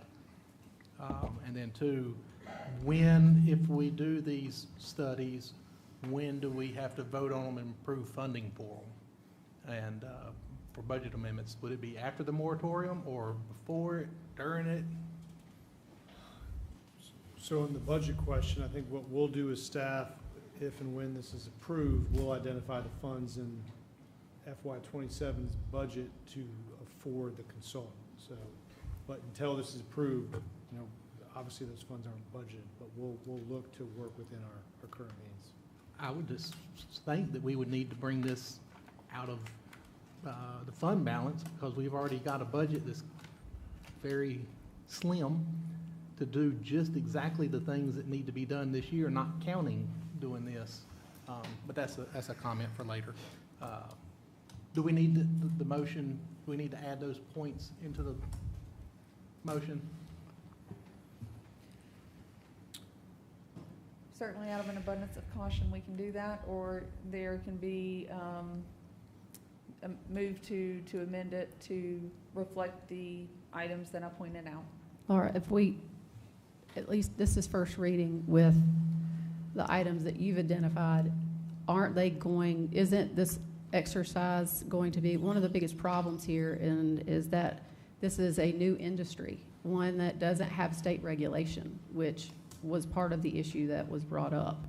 There are a lot of other industries, and there are questions here that were asked about, what are you going to do about other industries that have impact on that? I certainly think if someone wants to bring that up in non-agenda comments and we want to refer any other review of any other industries, but my understanding, because I anticipated that question from some of the communications that had happened, was that, number one, council procedurally is following the right steps here and is relegated to the data center. Can I get confirmation from you on that? First, the issue before us is the data center moratorium. Yes, that is correct. And to the extent someone wanted to refer something to committee, certainly we can follow that process and do it. And to the extent county council would want to use these items that get studied for this use in other ways and have those experts that they recognize and know they want to look into these areas for a variety of other things, they can do that.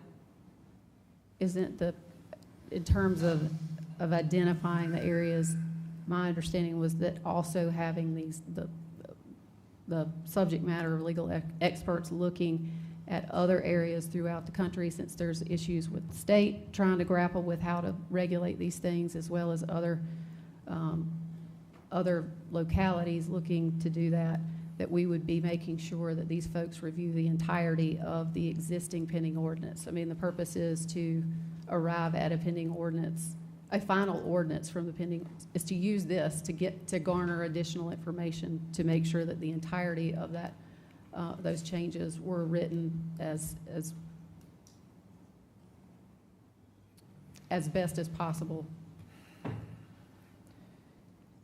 Yes, if I'm understanding you correctly, then I agree that you are looking at the ordinance as a whole. You're looking at these specific things to see how they fit into it.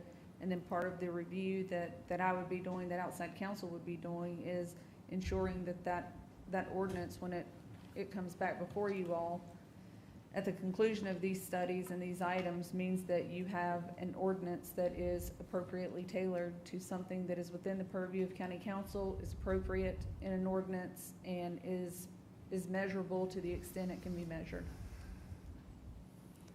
So I guess my personal belief is that we move to approve this as broad as possible and provide and ask for legal to provide us my personal opinion is provide the most protection possible that exists to be able to, as we go through this exercise. And Yeah. So- You go. Okay. So it seems like we're continuing to go around in circles on this conversation. I think that, we talked about this from a pending doctrine perspective, and we've gotten quite a bit accomplished through the beginning process. Again, it was identified through this process that we are needing a moratorium to dig deeper. I think by listing out items now, I think it actually boxes us in, as opposed to keeping this open and as we move forward, we're going to identify other needs and changes we're going to have to make through the process. So I think we've ironed this out to the point where I'm ready to move forward on a vote on this. This is critical we get this going, so thank you. Hang on, I have a question about the process then. I thought only the items coming out of committee could be addressed in that. You can't just add additional items to it, correct? No, I mean, that was my point earlier. As I understand it, for purposes of what would be studied, it would be, as my notes reflected at least, is those items that I've reported to you all. Those would be the things that council is undertaking to study for purposes or during the pendency of the moratorium. But not the entire ordinance won't be studied by outside consultants. The pending ordinance outside of these items is something that I would work on, that to the extent I need to engage with outside counsel to do some of that, just from a workload perspective, I would do that as part of just drafting and updating that ordinance. Well, I guess I'd, go ahead. I have 2 quick points to make. I want to remind this council that when we were talking about the golf cart situation, it went into committee one way, and we tried to bring it out another way, and we said we couldn't do it. This is the same thing that applies. It went to the committee for a pending ordinance. How does it come out as a moratorium? That's the same thing that we said, no, you can't do just a couple weeks ago. And my second point is, how can we sit up here and vote on something that we don't even know the ramifications of? It was just clear.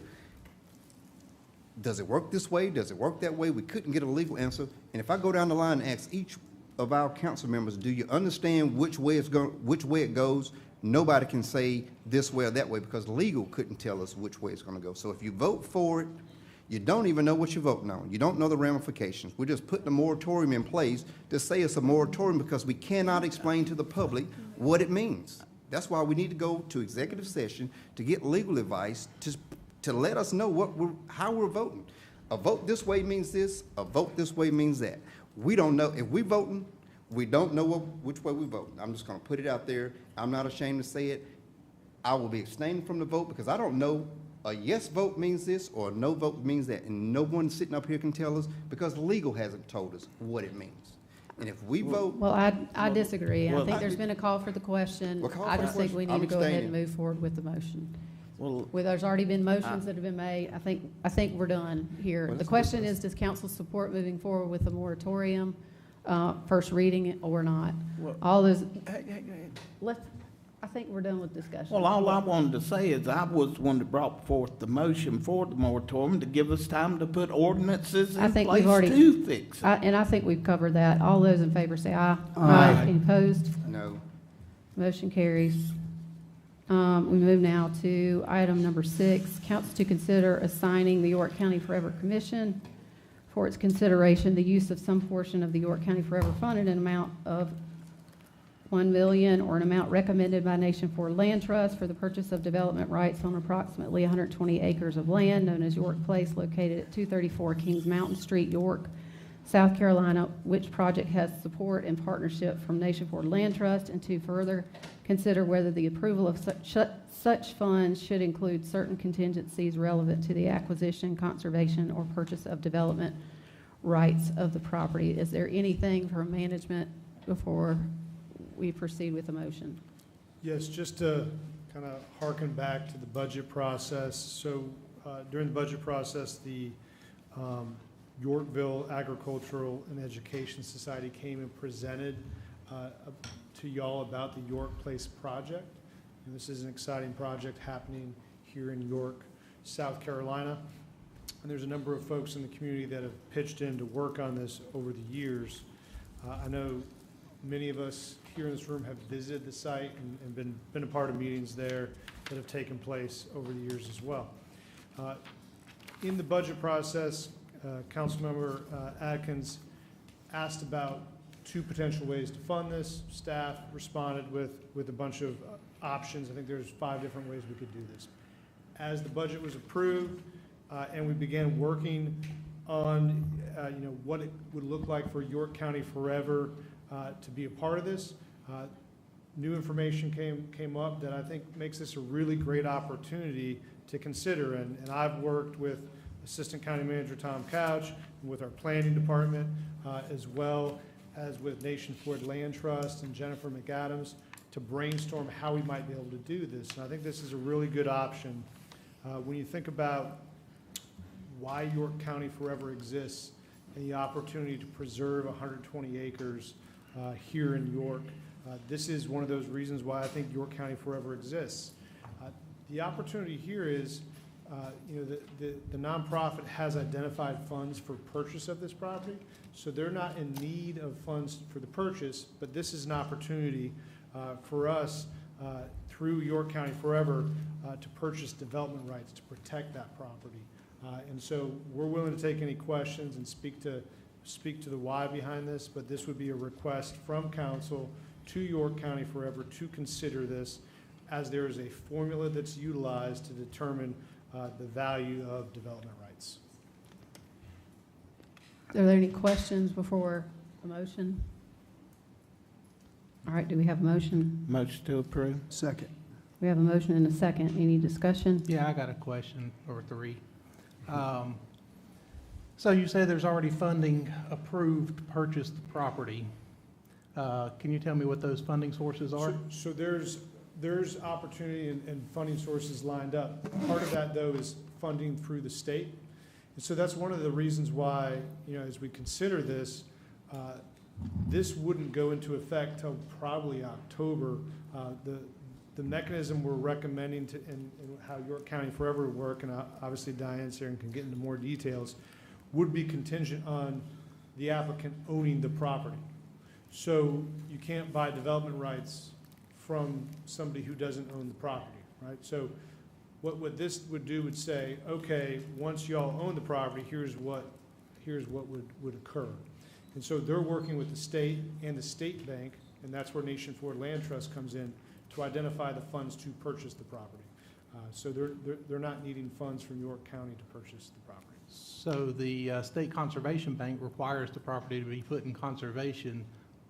Why would we be paying for an easement from an agent that's already been paid for from a nonprofit that's saying that they want to preserve this? Why are we spending up to $1 million of taxpayer money for something that is being bought by a conservation nonprofit? So I'll ask Diane to help answer this question, but I'll start, and then Diane, if you don't mind coming up. So typically, both the state bank and York County Forever work together on the purchase of development rights. In this case, the state bank is not purchasing development rights. This one's a little different. So this is the opportunity for York County Forever to step into that, but I'll let Diane speak more at length to that. Yeah, it's something we're doing actually more frequently now, is that we're actually purchasing development rights. And so previously, we would actually, York County Forever would fund a conservation easement. And that would cover the cost to be able to do the surveys and the stewardship for perpetuity. But we're doing more, we're actually buying their development rights. And so we're paying cash to the property owners to use as they see fit to be able to preserve that property and conserve that property. It's kind of a little extra bonus for it. We've proved some recently for that same thing. This is so much higher because the value of this property is so much more than our typical conservation easement property development rights purchase. And so that's why it's a lot more money we typically see coming forward to us. It's in the city, it's zone industrial for the big part of it, it's zone institutional. Typically we're doing farmland and that value is so much lower. So with this much higher value, 5.2 million, their development rights are a lot more expensive. And so that's why that cost is so much higher. There is a formula that we calculate to be able to establish what that money would be. It comes out to be just over $1 million. But typically, we buy conservation and development rights from private individuals that could sell or would sell to a developer so that they would get a benefit and so that they wouldn't lose the land. But this is an agency that's going to conserve it. Why would we buy for up to this amount of money from an agency that's conserving already? And, with that, you just said that it's zone industrial. Couldn't the property owner get it rezoned for agricultural? And then we could then we could do the development rights and it would be cheaper for us. I mean, we should be saving some taxpayer money here rather than just throwing it at a project that looks pretty. And the last point I want to make is that this project, when they came to us and asked for money from York County, they specifically asked for renovations and property improvements of the buildings, not for easement rights, not to help purchase property. So we're just going to give them money for something they didn't even ask for it to be used for? So likely, I know our county attorney's not here in a second, but potentially they will use this money for that very purpose.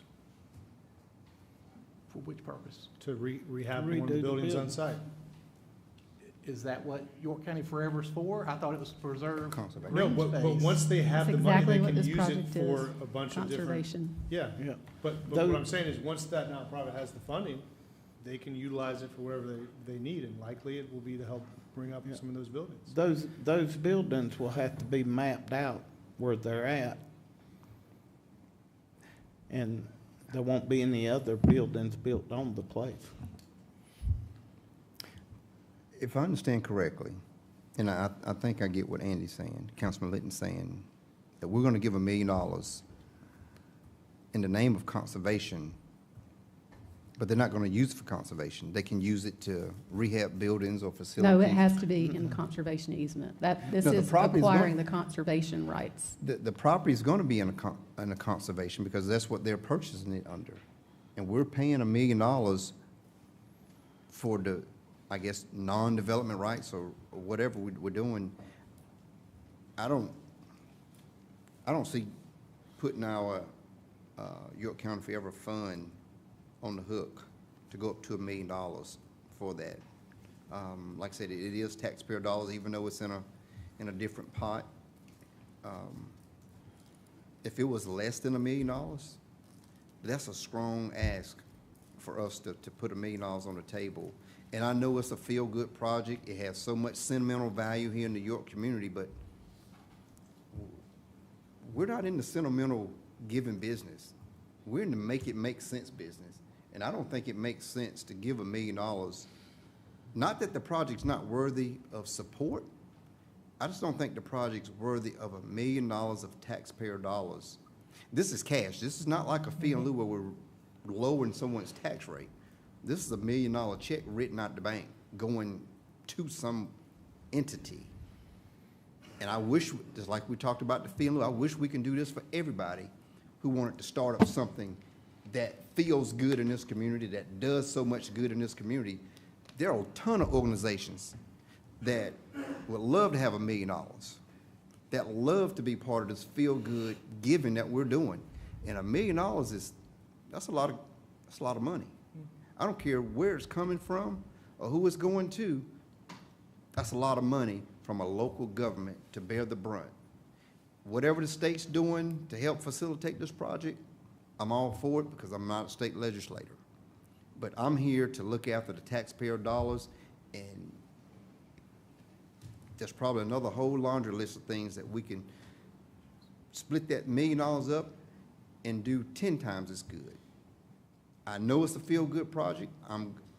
I've spoken with the people that's behind it. I haven't committed one way or another, but this is a tall order to fill from this local government to shell out $1 million cash. We're not even giving $1 million cash to a company bringing $1 billion investment here. So it's a different mindset when we're writing checks versus reducing property taxes.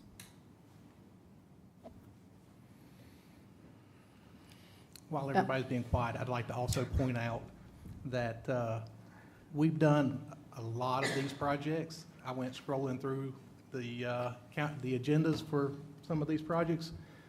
Just so the public knows, we've done some projects like 400 acres saved, bought the development rights for like $50,000. You know, you can go and buy a lot of development rights for $1 million and save a whole lot of property.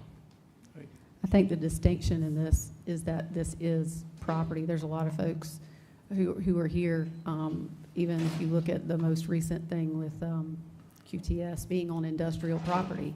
The only thing that the community can do is to do preservation. And this funding is York County preservation funding. There is $3 million, there's over $3 million in this fund, and it continues to grow. This project is supported by our state leaders. They are giving $2 million. State Preservation Bank is giving $2 million.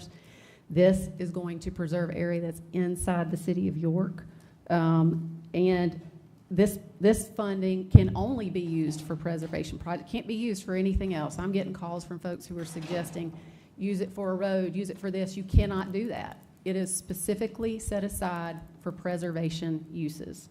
And this is a preservation project in which they are requesting, this council has considered matching funds, and the $1 million comes from the matching from the State Preservation Bank. So I think what council is considering tonight is referring this to York County Forever with council support to say, these are the kinds of projects that we think are important to our community.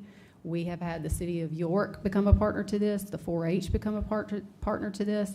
In order to make this successful, it's going to provide agriculture events, which also dovetails with what we are saying we strategically want to help with, which is agriculture projects.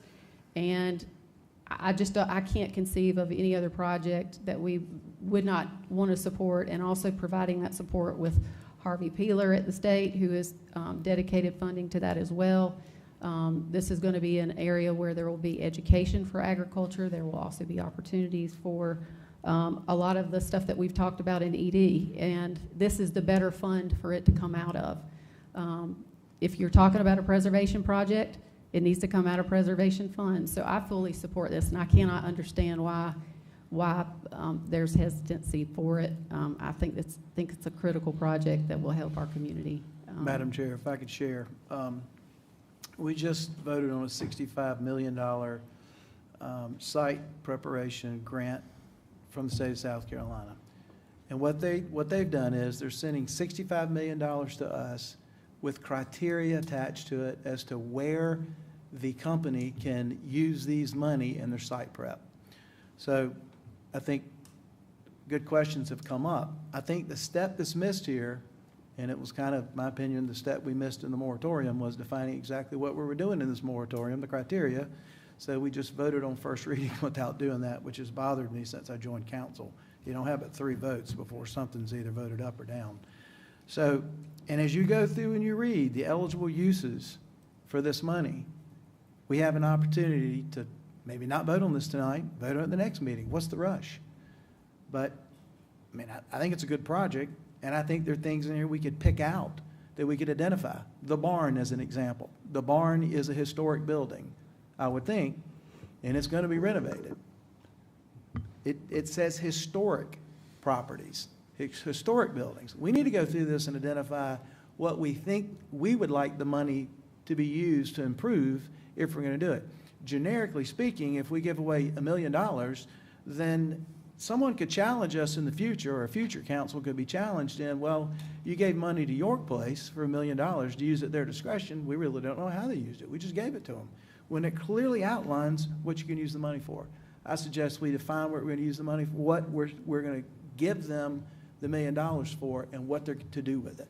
That's my opinion. I can already tell you they're going to use it to renovate the building. I think we define it in what we give, and if we're not prepared to do that tonight, then we're making a motion without any substance to it, is my point. And I think we need to be careful doing that moving forward. I think the citizens expect more from us. We can assume what they're going to use it on.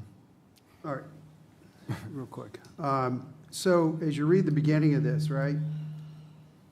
Council is considering assigning to York County Forever Commission for its consideration, okay? This is a referral over to them for them to consider this, okay? When we're talking about preservation, we've talked about the impact of the business in the area. When you have Nation Ford Land Trust, you've got an area, you've got funds in there that help protect countrysides, all right? And unfortunately, we don't grow any more land, all right? So I think this is a twofold opportunity. It's ability to protect land, at the same time preserve and give opportunities to other 4-H groups and other people in the community that can participate in utilizing this property. Again, I'll be supporting this tonight. I think it's a good direction for our ability to preserve property in the country, and it's a twofold opportunity. So, go ahead, Tony. No, I'm voting for it. Anyone else? Any other discussion? I just say, all due respect, I agree with what you said. I support it as well. I think we need to take the time to define where the money's going. That's my point. Otherwise, that it may not fit the criteria. I think we've already, the council does have, this is referral to York County Forever to consider this. And I do think that when you are talking about purchase of development rights, which in this instance is industrial land that's inside the city limits, that the council doesn't control the zoning of that, which adds another layer of why this project is so special and such a different approach in terms of protecting and preserving that land. But it is any time that we have done developer rights, you don't attach conditions upon that. It is paying for the conservation. We're saying we value conservation and we are going to contribute funding that matches the state to do that. That is how all of them are done. I don't know that any of us is going to convince one another any beyond that, but I guess all those in favor say aye. Aye. Any opposed? Opposed. Motion carries 4-3. Did all three of you say no? 4-2, but. I'm sorry. Yeah, 4-2. I mean, I'm going to prove it. I just, again, unless you're telling me that York County Forever is going to take this money, now, if we make it through 3 readings, and they say, well, we want it to go to preserve this historic building, this truly historic building, and we want it to go to this. If you're telling me that, then we're going to go through 2 more readings, and in the second reading, they're going to say, we approved it, or we disapproved it, and we're going to approve it for these uses. If you're telling me that, hey, I'm good with that. We're not having 2 more readings on it. No. This So- is first This is reading. it. No, there's no more reading. There's no more readings on this. Actually, the You're process right. and how I this works apologize. is that this goes to York County Forever for them to consider. Then it comes back to us for any additional approaches. So it does come back to us, and And even in that, it can be a timely period that it takes for it to happen. I think here's where we're past that piece, and it will come back to council. So let's move on to committee and other reports. Health and environmental, I'm County sorry. manager's got something to share. Mr. Manager. There was number 7 added. Oh, yeah. That's right. Okay. A request was made at the outset of the meeting to refer number 33. Mobile command unit. Yep. So I will read it out.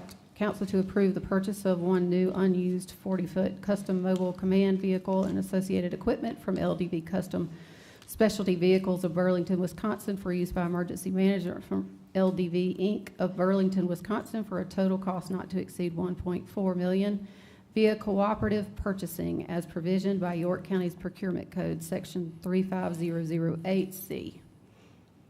Do we have questions before we want to make a motion? Do Sure. you have any that'd be questions? fine. Yeah, since I pulled it out, I'd be glad to. I just have some questions for staff. And I appreciate, at the last meeting, I asked some questions, and then I put it in writing, sent it out, and I got responses. And I appreciate those responses. And so my first question to staff is, in 2002, the unit that we have now, I don't know what was, we didn't pay anything for it because it was paid out of fund balance with the federal government. And I'm not saying that there's fund balance there now, but have we asked the federal government, have we gone to anybody, an elected official, to ask, is there the potential of us getting any fund balance to help pay this $1.4 million expense? So I'll let Assistant County Manager David Garner speak to that question. I guess you'll have to explain what you mean by fund balance. So, okay, it's not really fund balance. Give me 1 second. I'll give you the specifics. You're just The looking at federal federal surplus surplus. program. Okay. So the federal surplus program, as it was written in our agenda notes, in 2002, the federal surplus program, which I'm guessing John Spratt from York, Congressman John Spratt, probably secured that money for us, I'm guessing. So I'm just asking, have we gone through the process of asking, is there any money on the federal level and even the state level that could help pay for this unit that now we're replacing 24 years later? So this was actually received in 2013 to York County. It was a federal vehicle before that. It was refurbed at that time and again in 2017. But those refurbs were largely technological issues and not structural. And I've also got Chuck Haynes, Emergency Management Director, if we have any other specific questions. So we have never physically purchased one. This was a federal surplus unit at that time. So we have not solicited, but these are very rare specialty vehicles. I will tell you that they typically do not come up on federal surplus.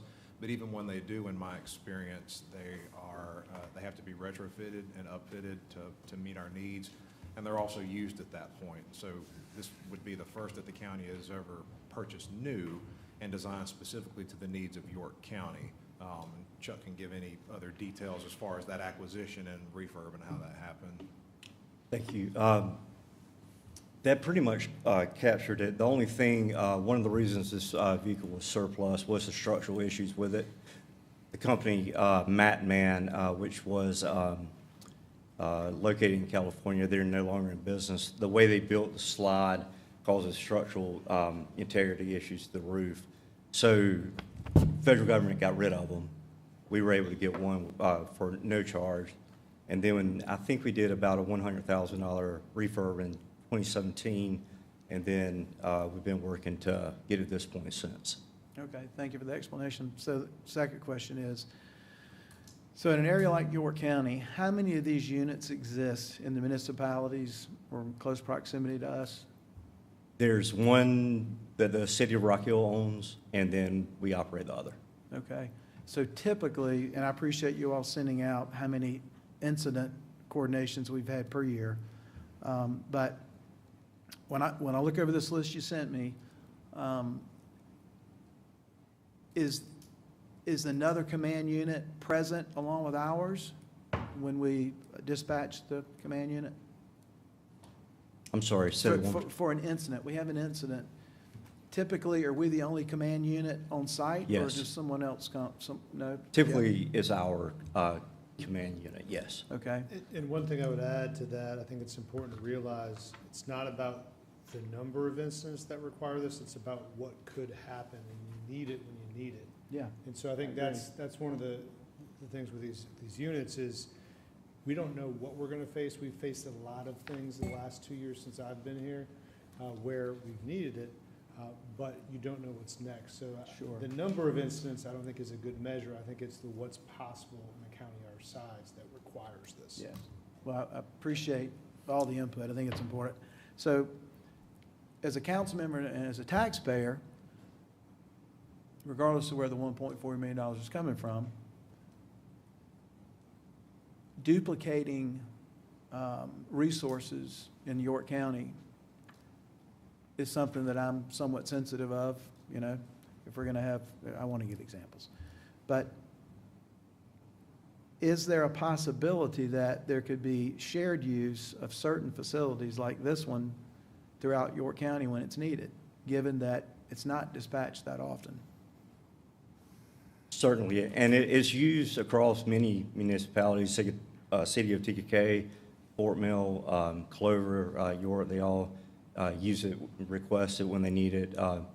The city of Rock Hill has a fairly unique mobile command post. It's, I think, more suited in the law enforcement role, but I mean, that may be a possibility. $1.4 million is a lot of money. I respect that. I pay taxes also, so believe me, I trust and believe in what you say. But this is a turnkey, so all the technology's in there. It's just not a base truck that we're going to have to build and spend more money on. When it's delivered, we'll be able to put a sticker on it, and it's going to go to work. And one thing I want to add, York County Emergency Management serves the entire county. So this is a resource that will serve the entire county. So it would seem then if we're going to buy an up-to-date command post at $1.4 million, then nobody else in the county really needs to buy one, because we've bought one that they could use or they could pay to use when they need to use it, right or wrong? Well, I think our emergency management department would be in charge of it, and they serve the entire county. Well, but Rock Hill has one, and it's, I'm not trying to challenge this necessarily, but I'm trying to understand this instead of just voting for something because it's on our agenda. No, I understand that. I think what we could do is maybe Chuck and David could talk a little bit more about what's different with Rock Hills versus what we're trying to purchase here. Well, Josh, did we figure out where the other 400,000's got to come from? That's what we need. I mean, there's totally difference in what they're using versus Rock Hills. It's included in the fiscal year 27 budget, which is why we deferred it to this meeting. The additional I originally funds pulled this were out, budgeted. and that's what I was. On the same line of Councilman Huckabee's thinking, Is there not a way we can enter some kind of shared cost with the other, whether it's Fort Mill, Clover, TK, York? Since you're saying it's used countywide, and we're the only ones paying for it. But if there's an incident in Clover, it's going to Clover. If there's an incident in TK, we're going to TK. Can we not put something out to look for, kind of like, instead of us jumping in with Rock Hill to say, hey, we would like to use yours countywide, we purchase one, and those who don't have one in those municipalities, because every municipality don't have one, why couldn't we start that line of thinking to keep Clover from purchasing one, keep Fort Mill from purchasing one? Since we're going to serve it countywide, why should we bear the brunt of the bill? So the one response that I would give to that is that even though they're citizens of a municipality, they still pay county taxes as well. And this is a county resource overall. So to ask them to contribute more towards it, they're still having access to it because they're still citizens of the county and a municipality. There's not necessarily a need to be redundant with it. And I think to Chuck's point that Rock Hills is more of a specialty use. This lends itself to more of a broad multi-agency, multi-jurisdictional use that can be readily accessible and easily used by municipalities, fire departments, law enforcement, emergency management, any of our other partners. So that's why it's meant to be a county resource and paid from the general fund. We have Duke Energy money because it also serves the nuclear station. So there are other funding sources outside of just general fund that have played into funding this. And my response to that would be, look at the tax bill. We still have the smallest line on the tax bill when all the municipalities have a bigger line share. And I'm just trying to look for ways, I guess you would call it collaboration, and I get it that they pay some in county taxes, but at the same time, those municipalities receive their line share on the tax bill also, which is always bigger than the county's line share. But we're doing the heavy lifting. I just thought it would be an opportunity to form some kind of shared cost on something that's going to be used countywide. I mean, Well, let me finish with my comments real quick, because piggybacking what you said, and I'm done. So, and I do appreciate you sending over the information, because this is important to know. And the reason I think this is important, when you look back in 2024, and you look at the number of incidences, there were 4 incidences that this unit was dispatched out to. In 2025, there were 3, and in 2024 so far, there have been 3. So, going back to what you said. Thankfully. And I think, yeah, thankfully, I agree, thankfully. But go back to taxpayers. I live in Rock Hill, I'm paying taxes in Rock Hill, I pay them in York County as well, cumulatively. But this is just an example, in my opinion, of how York County needs to continue to evolve and collaborate with our other strategic partners in our community in York County. And I don't know what year Rock Hill's unit is, and I don't even know if they'll even know that we have this until they see it show up on a scene in Rock Hill for an incident or whatever. But we talk about utilization of taxpayer dollars. It's not just York County, it's the municipalities as well. And I think with it, and I know it goes out for special events, just in case. There were 2 special events in 2024. There was 1 special event in 2025, and there has not been a special event that I know of other than a public education event in 2026. So I don't know. Regardless of where the money comes from, it concerns me that we're purchasing something that's not used that often, and that means that probably City of Rock Hills isn't used that often either. And I think this is an opportunity for collaboration, long-term. That's all. Well, David, what the percentage of the million in some grants at one time? Yes, Duke Energy. What's the difference between Rock Hill's unit and this one? I'm not sure the specifics. I don't know. I can't answer that. We have worked events like BMX, things like that, where the command posts have been in the same spot. Again, that that their command posts are more of a law enforcement role, coordination role, than our command post that was doing more overarching coordination. I guess you don't have any idea how new it is or anything else for any coordination with them? Maybe they would be willing to help purchase part of this big one and get rid of theirs or something? No? Yes? No? We haven't had that discussion. We could approach them. I mean, it really is a lot of money. For something that's used very And- sparingly. I know fire trucks are expensive too, and we don't hopefully use those very often and on and so forth. It's a lot of money, but it's a lot more now than it was 2 years ago when we tried to purchase it, and now it's a whole lot more. So I guess the county has an independent statutory responsibility to provide emergency management services throughout the county. And one of the things that we've talked about is the county taking that responsibility and collaborating with folks. This is something that I don't think that it was put in the budget. It was passed in the budget. If we wait any longer, it's just going to cost more. You're telling us that we need it. The fact that it doesn't get used a lot, I think is something we should be thankful for, because then that means, but when you need it, and the community is going to need it. And so do we have a motion currently? I say that, but I certainly say if there are other pockets of funding that y'all can get to seek that, I certainly think y'all have an obligation, and I think council has made that clear with the budget. The budget that was passed trimmed it down. And what we're asking you to do is to go ask if you want to ask the feds, you want to ask the state, do they have any extra money to support this? Great. But I don't think we can put this on hold for that, so. It's been put on for 2 years already. I know, and it's costing more and more. Well, And the old one's going in, so look, do we have a motion? Motion to approve, and Chuck walk around with a jar and find some more funds for it to help pay for it. You already have a first and a second on the table. Yeah. Okay. There was. Any other discussion? Yeah, Karen said no. I made the motion. I don't think there was a motion. thought, There was no Ron motion. made the motion. No, we were asking questions. I opened it up for questions. I made the motion initially. No, there wasn't. Okay, There was no motion. all right. Our clerk is confirming Second. that.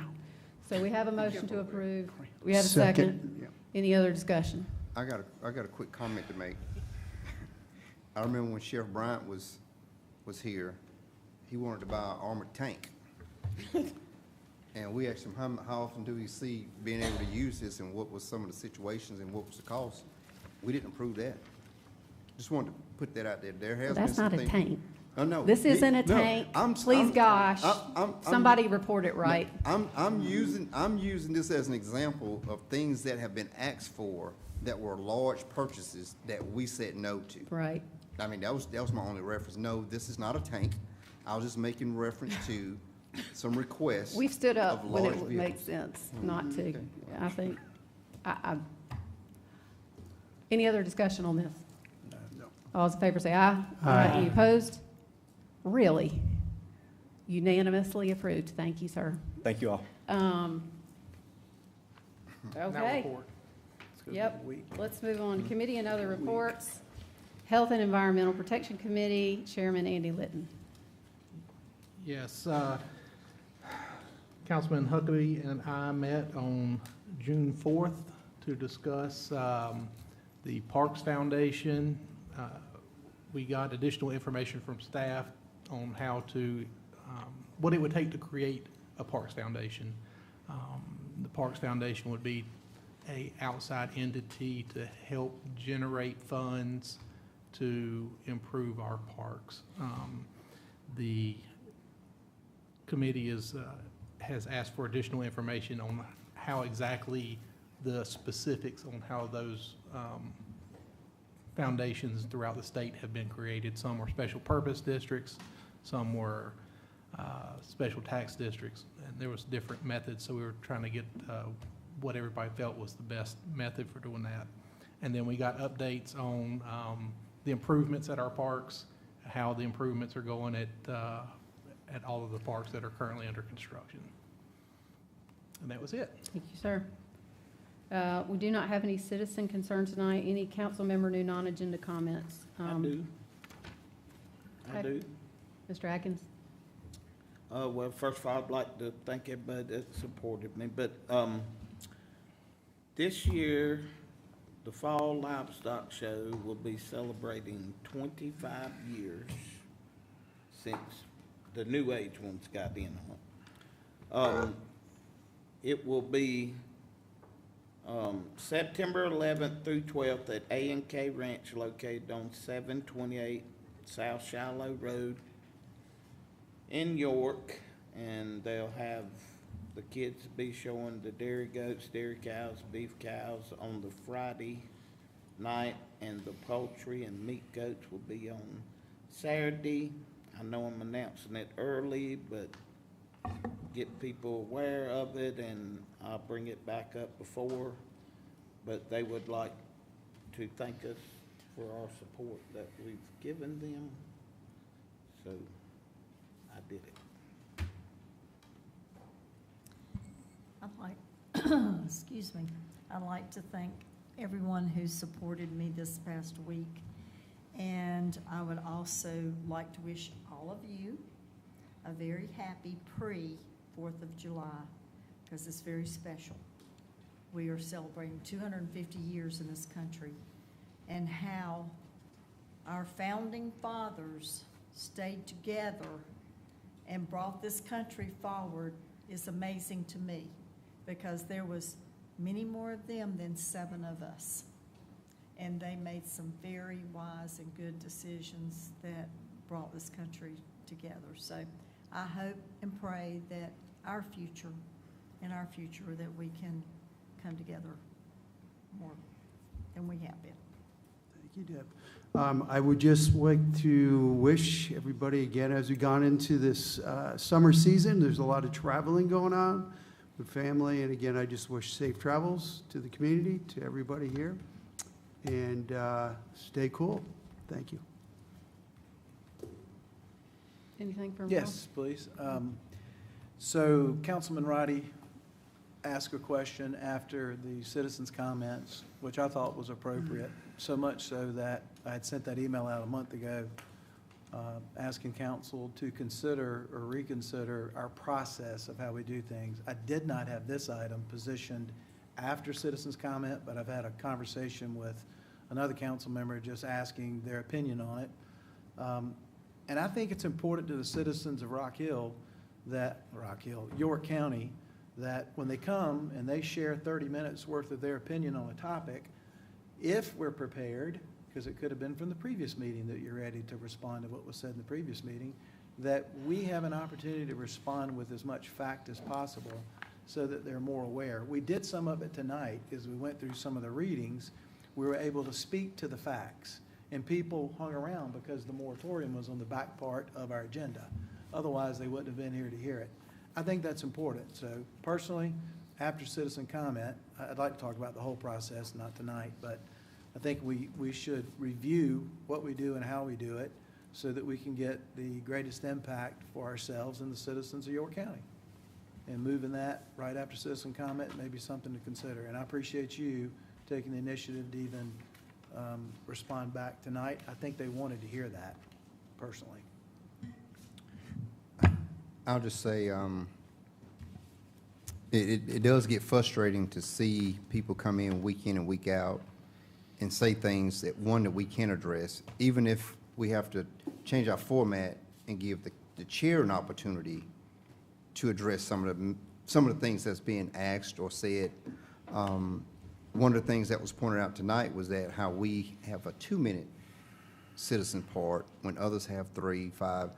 That 2 minutes is really short, and even if we keep it to 30 minutes, we can narrow it down to 10 people, 3 minutes. That still give us the 30-minute window, because I have noticed a lot of people are rushing to kind of make the point. 3 minutes would kind of serve us a little better. And also, I will be traveling shortly after the 4th of July, and just to speak to what my colleagues have said, everybody have a happy and safe 4th, stay cool, because we've had some pretty good rough temperatures. We still have our work cut out on this council. It's not designed for everybody to agree all the time. I think our deliberation and debates that we do have are healthy debates, and it's good for this body, it's good for the community, because we all don't think alike.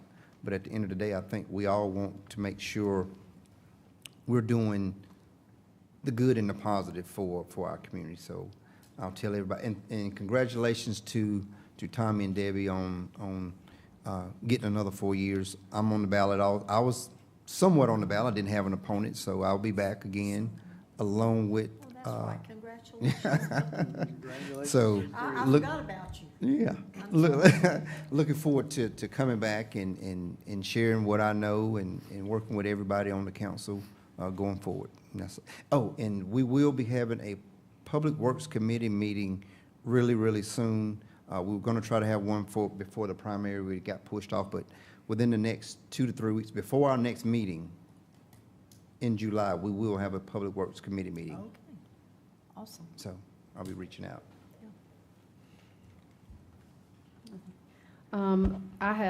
I agree that a couple of things. One, the council changes to the public comment. We've talked about it, and we've also talked about having a response back, maybe looking at, to me, the county allows the most of any of the jurisdictions the ability for people to speak. We may limit it for 2 minutes. I'm not opposed to considering a 3-minute and reducing the 10. I think the more appropriate thing for us to do is to have a discussion about this at the workshop, and let's talk through how are we going to respond back or clarify when folks get up and provide information that maybe is glaringly not accurate. How can we address that in a way that we're not opening it up for discussion? Because the purpose of that, and maybe we need to just take a look at it, but to me, the best way for us to do that is at the next workshop. So I would ask that management include that so that we get a little feedback from all of council about how to address that. I will say, I also want to let council be aware, Josh and I were recently approached by some leaders in the agriculture community, and they have asked us to consider something that Abbeville has done previously, which is to create a agriculture advisory board to promote and support local agriculture. What I'm going to ask Karen to do is I'll send her the information and share it with all of council and then get some feedback. There was some discussion about how is the best approach to that. Mitch and Josh were involved in that, so I'll talk with him, but wanted you guys to be aware of that too. And that's all I have. So do we have a motion for executive session? Yes, we do. Receipt of legal advice, litigation update, receipt of legal advice, contractual matter, project Palmetto Rock, and lastly, personal matter, county attorney applications. Do we have a second? Second. Motion and a second. Any discussion? All those in favor say aye. Aye. Any opposed? Motion carries. We'll move straight into executive session.